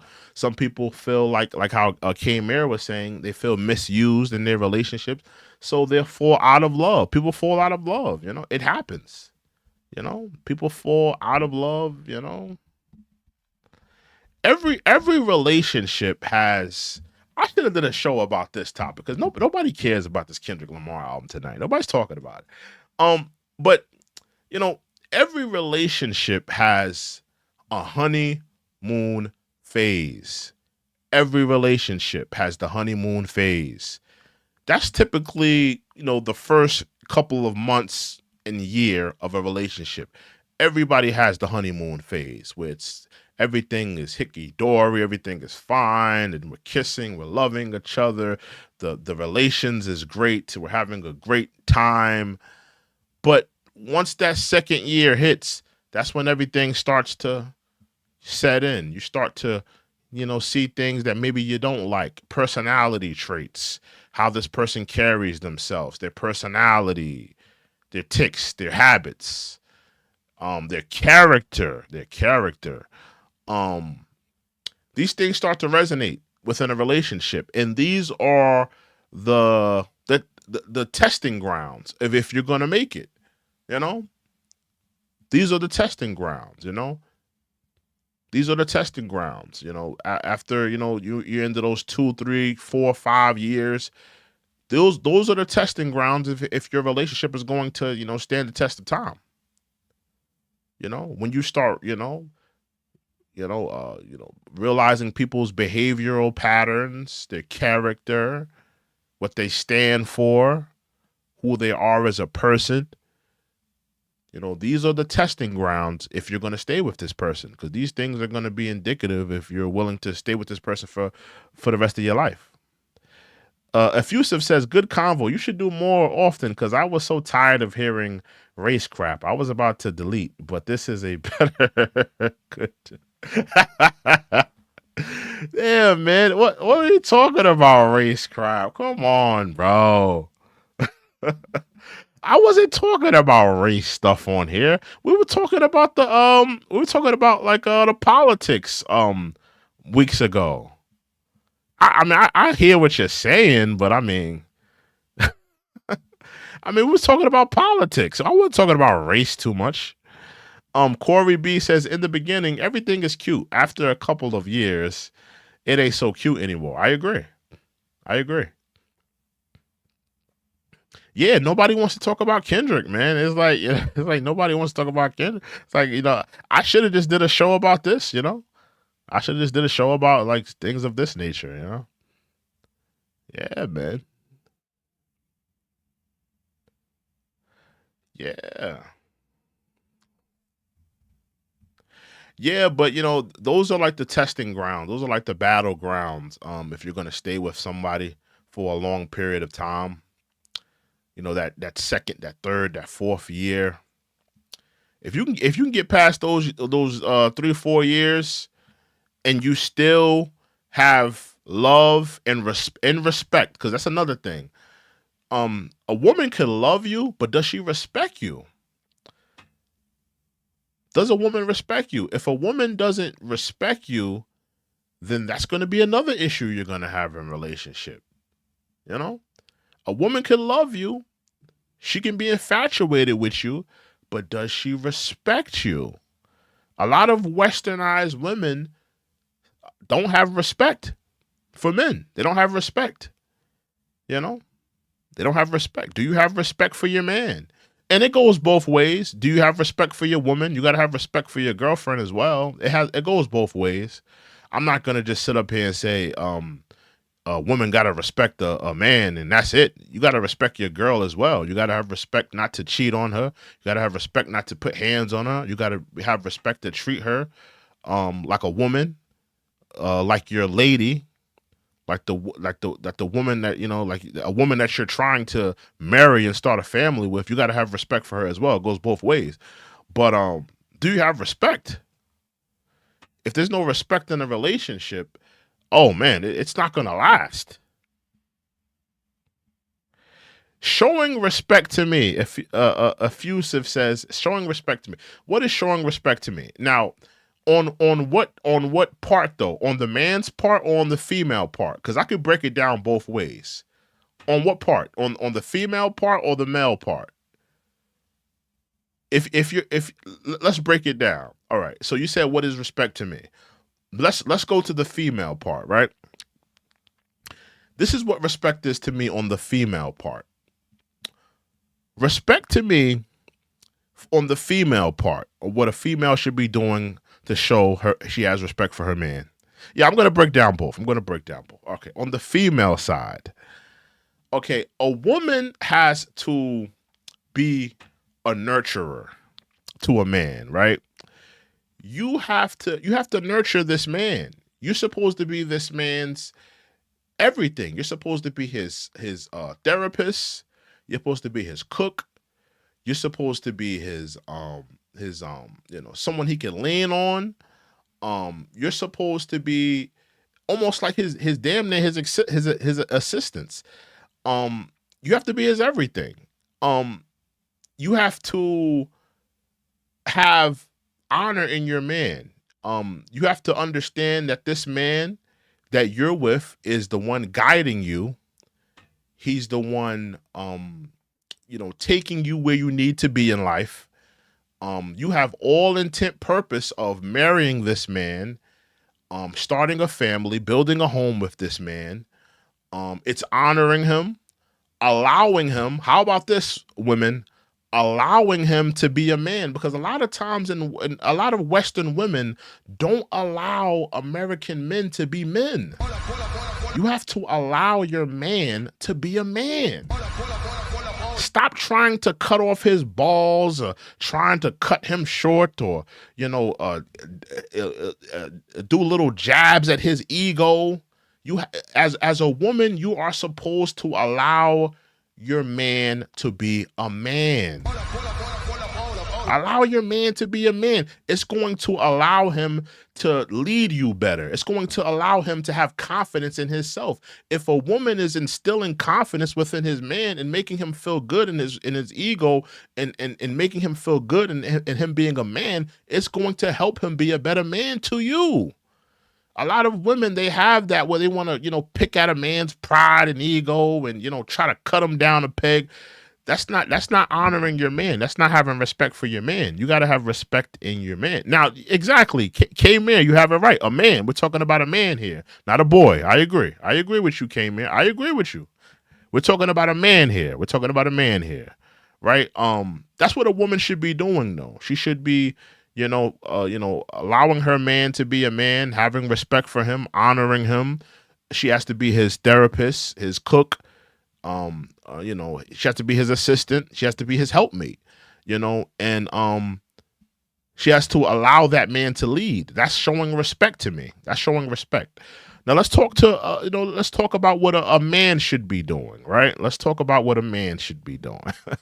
Let's get to that. All right. Now, how a man shows respect to his woman, right, is realizing that you have to be responsible for this woman. You're responsible for this woman. You are the protector. You are the provider. You are supposed to be leading this woman, right?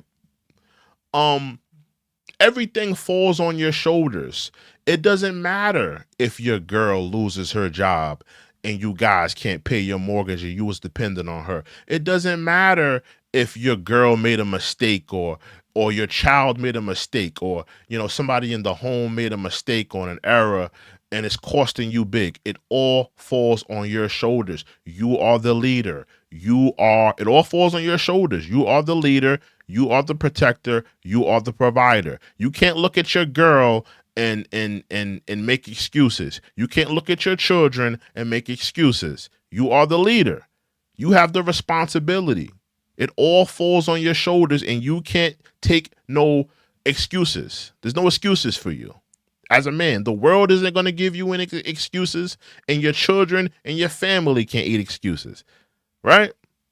So, I would say that you have to honor your girl. You can't be cheating on your girlfriend. You got to honor your girl, man. You got to honor your girl. You can't be out here having reckless sex with this girl and that girl. You got to honor your girl. You got to have respect for her. You got to, you got to put her first.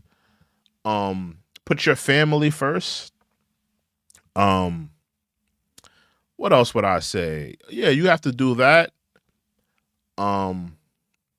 Yeah, man, those are some of the things you have to do. You have to be a man. You have to take accountability. You have to honor your wife, honor your girlfriend. That's how you show respect. Treat her like a lady. Treat her respectable. Make her feel good in her femininity. Your woman is supposed to make you feel good in your masculinity, and you are supposed to make her feel good in her femininity. That's another thing that we need to talk about. As a man, you have to make a woman feel good in her femininity. She is supposed to make you feel good in your masculinity, right? She's supposed to be boasting up your ego, making you feel good as a man, making you feel confident in a man, as a man. You're supposed to be making her feel feminine, like she's the most beautiful girl on the planet. Like she's, nah, man, you wasn't make her feel good about herself. That's all. That's a fact. Somebody says I sound like a simp. You just don't know women. You just don't know relationships. You're probably at home. You probably by yourself. You probably got 600 tabs of corn opened up on your computer. With the jerkins by the right hand side. You just don't know women. You just don't know women in relationships, bro. That's all it is, bro. When you're in a relationship, you have to put you have to put the relationship first, bro. You have to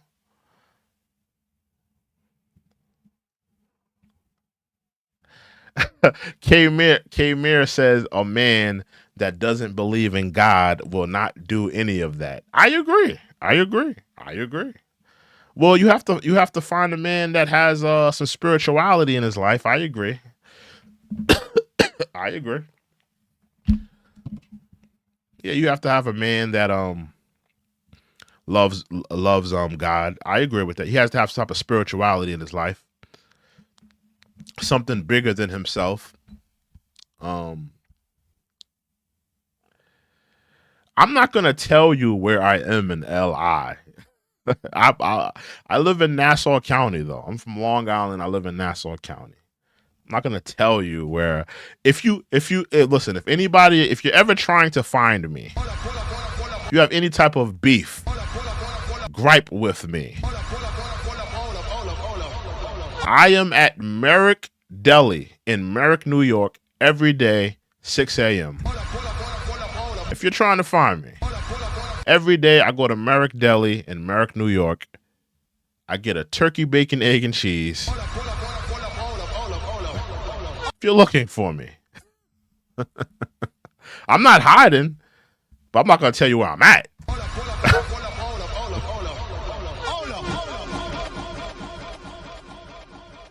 Yeah, but that's if you're looking for me, I'm at Merrick Deli every day, 6 a.m. Getting the turkey, bacon, egg, and cheese.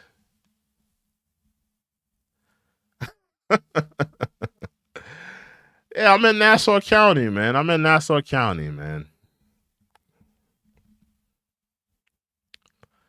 Somebody says, have I ever been to that Hoti Man's Bakery in Long Island? Nah, I've never been there. Oh, you from Hempstead? Oh, okay. You from 100 Block? Are you from 100 Block? You from Terrace Ave? Where you from? Where you from, man? When you go outside, do you smell gun smoke? I need you to look outside right now, East. Is somebody on your corner selling a nickel bag? Crack rock. Powder.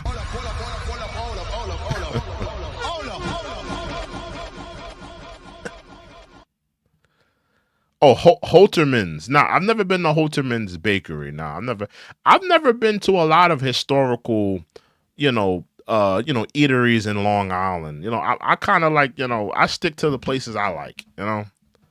We don't really have too many places in Long Island that are like historic eateries. We got a few, but it's not too many. It's not too many. It's not like Long Island doesn't have a historic soul food spot. We don't have a historic we don't have like certain stuff like that, well, we got some decent pizza in Long Island, but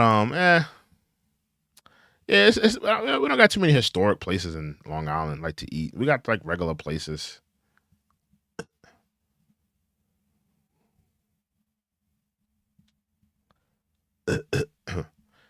I don't even like Long Island. I don't even really like going out Long Island. It's kind of Long Island. Long Island is not what it used to be. Long Island is not what it used to be. Oh, wait a minute. Is that deli that Whoopi was talking about? That's in Staten Island, right? Yeah, that deli's in that deli's in Staten Island. It's not in Long Island. The Holterman's Deli or Bakery, excuse me. Yeah, that deli is in Staten Island. It's not out here.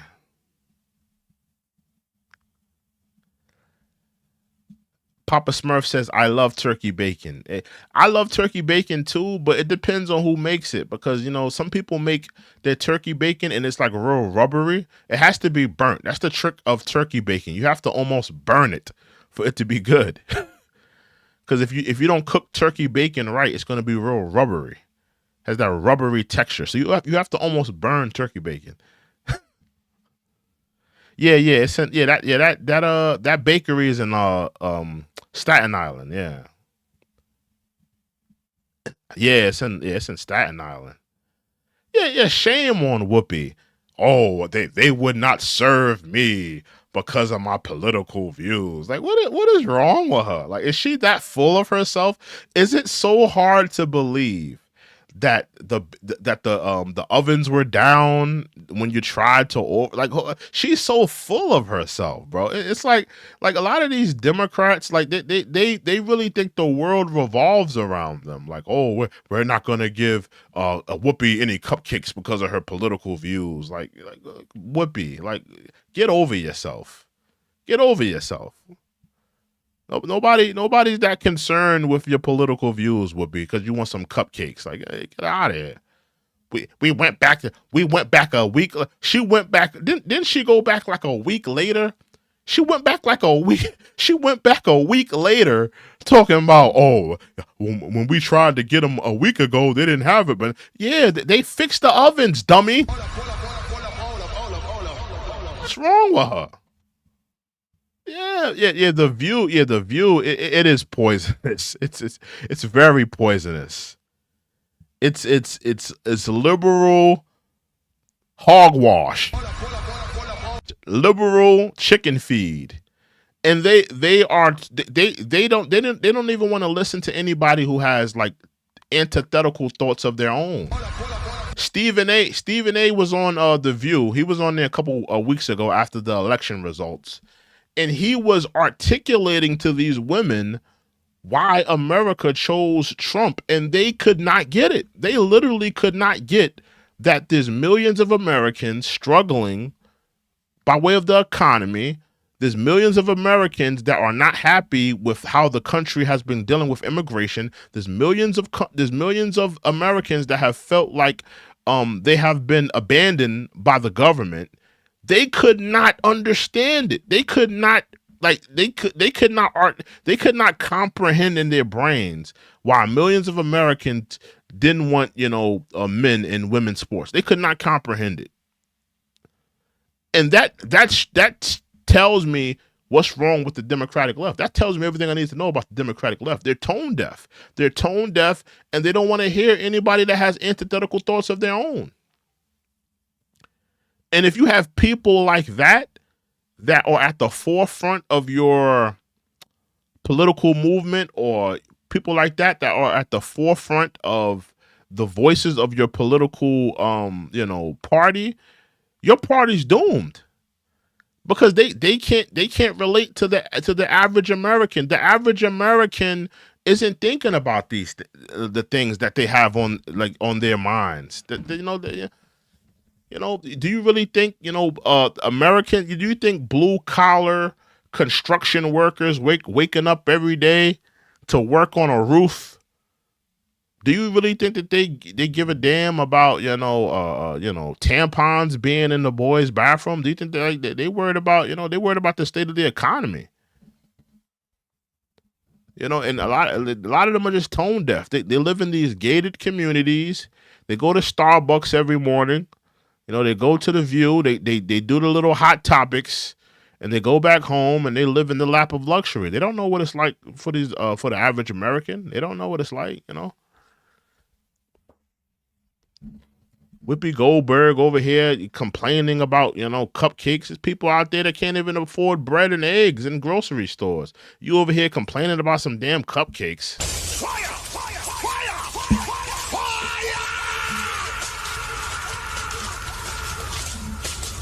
You in the store trying to figure out how you're going to afford some bread and eggs. She in here complaining about some damn cupcakes. That's how tone deaf the Democrats are. Yeah, they're tone deaf. They're tone deaf. They don't realize that they have totally lost touch of what the average Americans are dealing with. Sunny mansions dwelling. Yeah. I agree.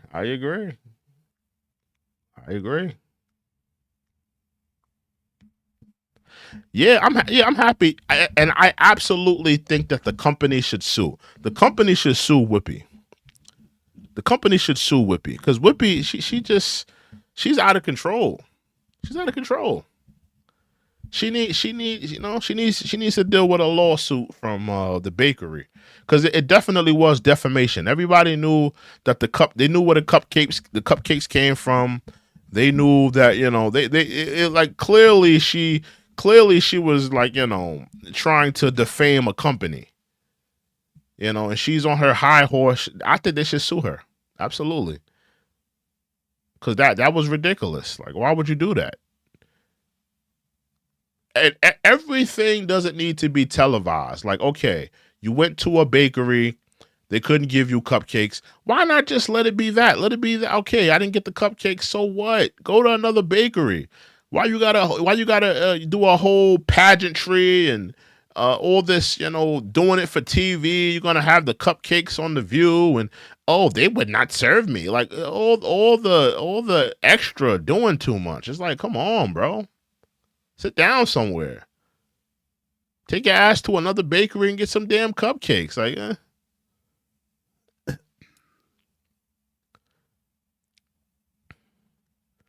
They should do a they should sue.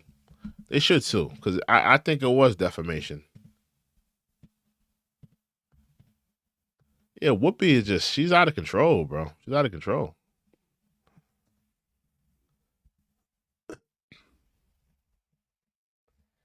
And she lied too. Whoopi, she lied about when Trump came on the show. Oh, my face, and I didn't like the fact that when Trump came on the show, you shook his hand.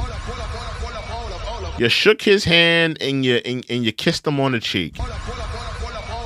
You over here talking about, when he came on the show, my face was scrunched up and I was looking at him. Oh, shut up. Why did you shake his hand? Why did you let him kiss you on the cheek? Where was all this energy? Where was all this angry liberal woman energy when he was on the show? You shook his hand. You kissed him on the cheek. It's like, come on, bro.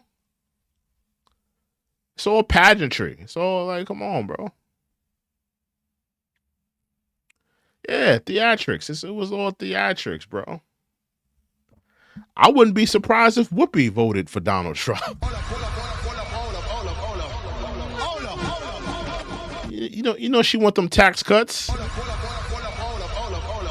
Don't think that these liberals ain't lying about who they voting for, bro. A lot of them is theatrics, bro. A lot of these liberals is theatrics. I broke it down last time how a lot of these white liberal women, and I hope you guys don't like the fact that I'm bringing it to race, but listen, a lot of white liberal women did vote for Trump. A lot of white liberal women voted for Trump. You know,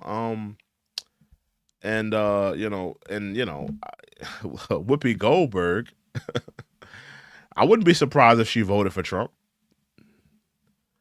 I wouldn't be surprised if she's doing all of that for pageantry on The View, but she voted for Trump. I wouldn't be surprised. I wouldn't be surprised at all.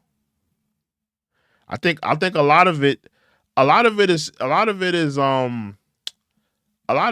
like you said, theatrics and performative. I don't think a lot of these people that are on this the liberal agenda, I don't think a lot of them the chart that I saw, it suggests that a lot of people are lying about this, that they didn't vote for Trump and all these people were against Trump. I don't believe that all these people, I think a lot of these people were just lying about voting for Kamala.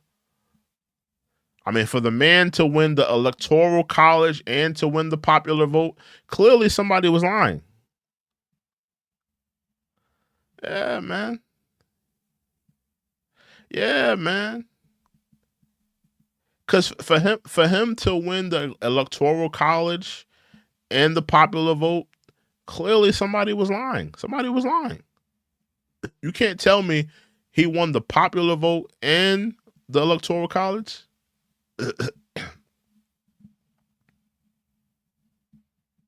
Yeah, clearly they were lying.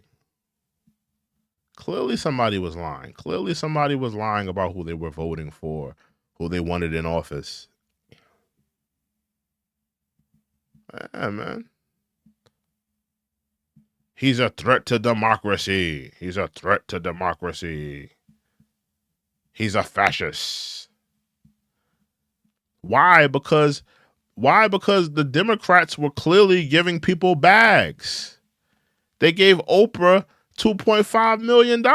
What does Oprah's production company need $2.5 million for?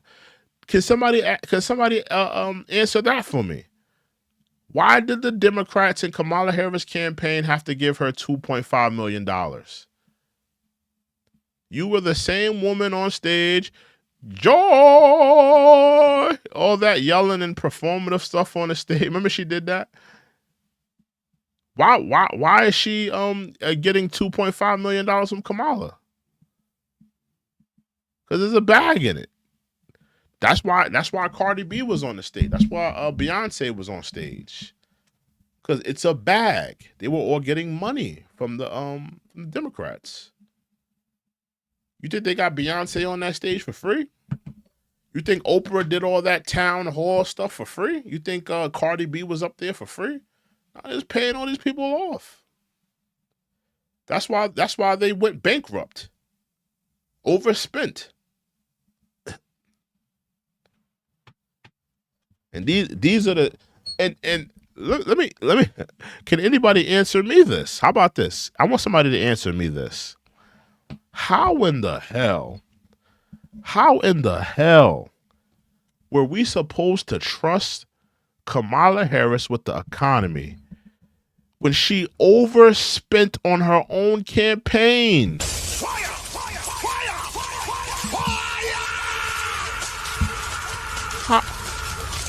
How in the hell are we going to trust you with the economy when you can't even run your campaign right? That was a red flag right there. I don't know how anybody didn't see that. For you to overspend on your own campaign and you're running for president talking about how you're going to fix the damn economy, that's crazy.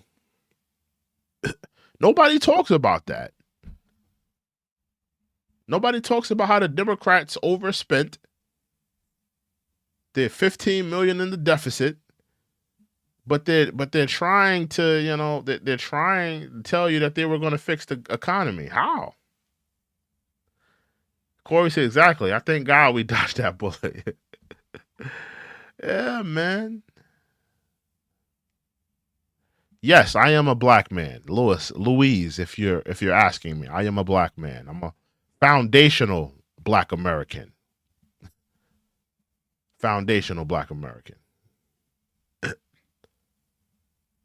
My parents haven't been here for 2-3 years. I have ancestors going back hundreds of years that were here. Foundational black American. We fought in your wars, part of slavery, Reconstruction, Jim Crow, Civil Rights era, all of the wars, foundational black American.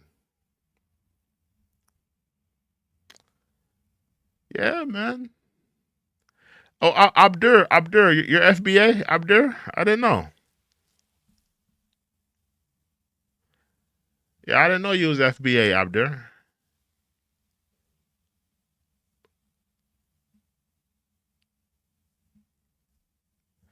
Yeah, man, that's what's up, man.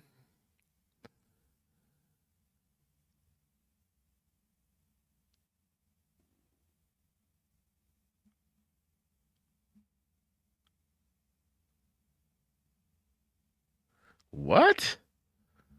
Hold on. I'm gonna actually read this. Hold on. This is what this Caesarism. This guy is a well-known child predator with multiple convictions. He's a sick man. Stay safe, y'all. He has a what? Brutal. What are you talking about, bro? You sound absolutely disgusting, bro. So Caesarism. What's my name? Caesarism. What's my name? What's my name? Since you, I'll show you. How about this, Caesarism? Tell me my name. I'll show you my ID right now. I'll show you my ID right now. What's my name? I'm a well-known this. I'm a well-known that. What's my name? No. Listen, listen. We got time for the trolls. Caesar. What's my name? I'm waiting. Let's see. Let's see. I will show. Where's my ID at? Hold on. I'm gonna grab my ID. Hold on. Hold on. I got time for the trolls. We got time for the trolls.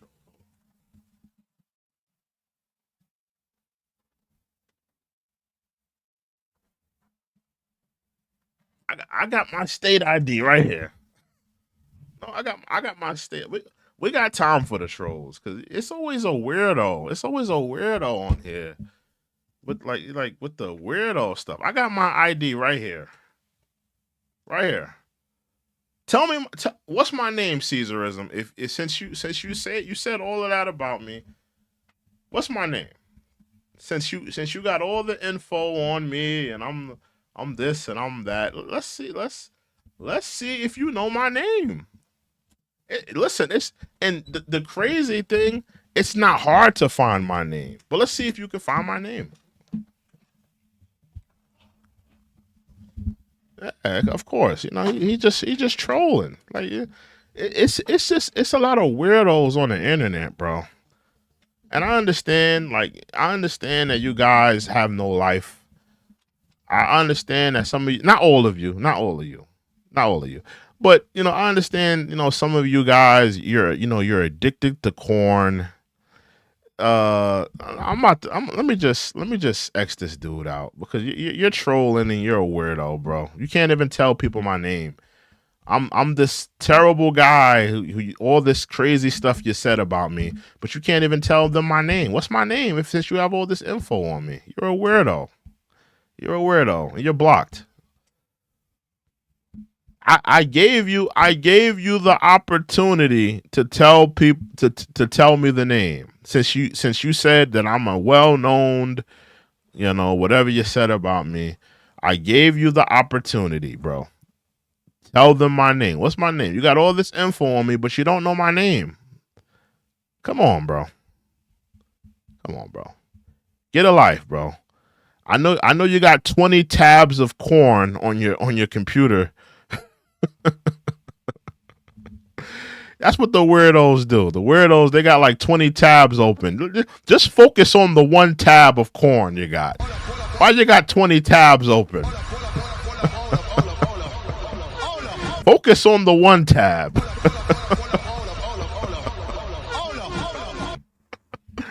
Yeah, bro, like all this weirdo stuff that you're saying in my chat, like what is wrong with you, bro?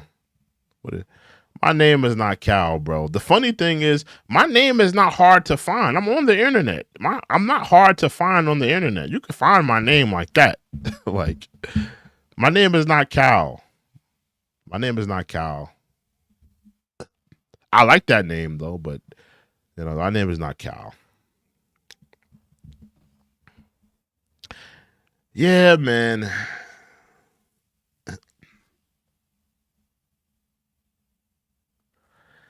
Yeah, you know, people just be bored on the internet, bro. Like, you know, when I was coming up, and I like to talk sometimes. You know, when I was coming up, when I was a younger man, don't get me wrong, we trolled on the internet. But you know, we also had things to do. We had things to do. We didn't over troll. Like we trolled you and we went about our business. Like we're gonna, like, you know, back when I was coming up, we trolled, but we wasn't like, you know, like committed to the troll. We were just trolling to just get a cheap laugh and move on. You know, I feel like the kids of this generation, they're committed to the troll. And it's like, dog, like, you ain't got nothing better else to do. You got nothing else better to do to sit up here and create this ridiculous lie in my chat. Like I said, when I was coming up, we weren't committed to the troll because we had other things to do. You know, we had other things to do. We didn't have time to troll you all day. We didn't have the time to do that. We had other things on our minds, bro. I feel like the kids coming up today, they just got too much time to troll people. It's like, dog, like, it's not funny. Like what are you doing? Like, you got nothing else better to do to sit up here and troll? Like, it's like, what is going on? Somebody said block Matrix. What did Matrix do? What did he do? What did he do? What did he do? With dark humor, he said? What did he say? I don't know.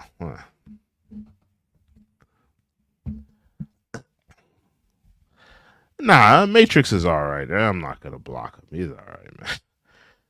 He started off a little rocky in the beginning, but he's all right. I'm not trying to go on a blocking spree. I'm just chilling, man. There's nothing wrong with a little dark humor. It depends on, you know. Nothing wrong with it. I could take a joke.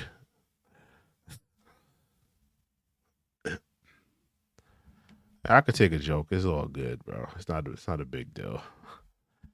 No,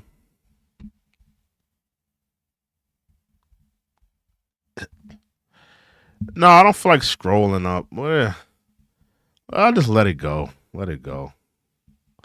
Yo, Abdur, I'll make you a mod. Pop out to the next live, Abdur.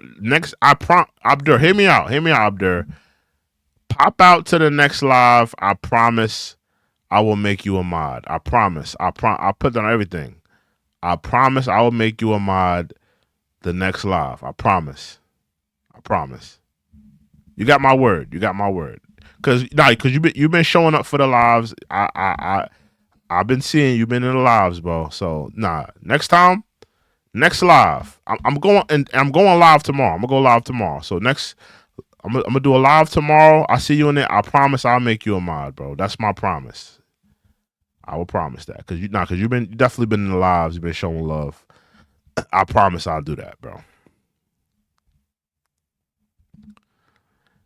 Effusive says he said the N word. You know, listen, man. You got little white boys in Foot Locker saying the N word right now.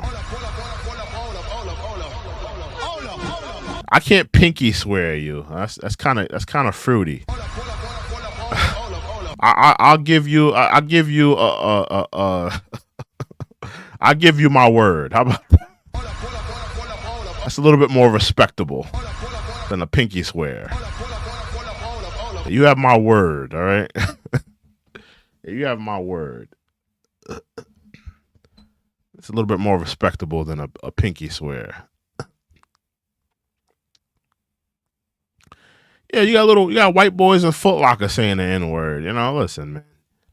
You know, listen. You know, me personally, when you're asking me about the N word, I don't, as a black man, you know, I don't like people using the N word that are not, you know, foundational Black Americans.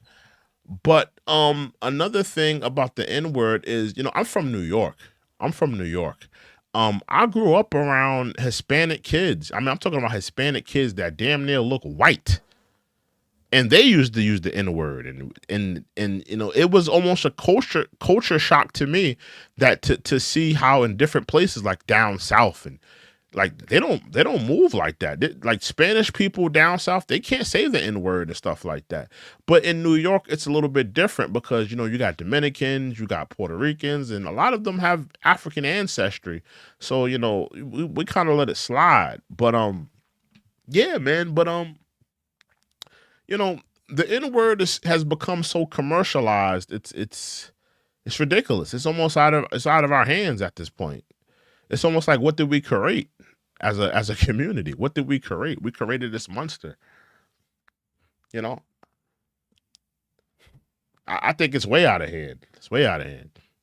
I don't like it. I don't like it. I don't like how far. I don't like how, because when you think of racial epithets, and I'm not gonna say all of them, of course not. But when you think of racial epithets, you know, nobody's commercializing their racial epithets. But you know, we've commercialized the N word, and it's sad. I hate to see how far it's come, but it's kind of out of our hands at this point. I mean, it is. It is commercialized. I'm sorry, but it is. RMZ, it is commercialized. It's commercialized at this point. You know? Even if the black community, and it'll probably never happen, but even if the black community collectively said, we're no longer going to say the N word, I don't think it's going to stop, you know, everybody else from using it that's not foundational Black. It's not going to stop Africans that are not foundational Black from using it. It's not going to stop Hispanic people that have African ancestry from using it. It's not going to stop white people that say it. You know, it's not going to stop people from saying it. So even if as a community we stop saying it, I don't think it's going to stop others from saying it. It's out of hand. Mr. Banana, I don't see your question. You're not important, Mr. Banana. I don't know who you are. You just came in my room asking me a question. Like, who do you think you are, bro? That's another thing about the internet. The internet has made people think that they're important. You're not important. You came in my chat. I've never seen you in my chat before, and you're here asking me a question, talking about, I know you've seen my question. Who the hell are you? I don't know who you are. You just coming here asking questions. You could be the feds. You could be the federal government. I don't know you asking all these damn questions. Who are you? How about that, Mr. Banana? Who are you? Before you start asking any questions, who the hell are you? Who am I talking to, Mr. Banana? You come in here asking all these damn questions.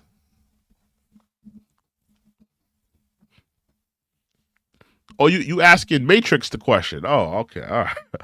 I thought you was asking me a question. I'm like, who the hell are you, man? I don't know who you are. You coming here asking all these damn questions.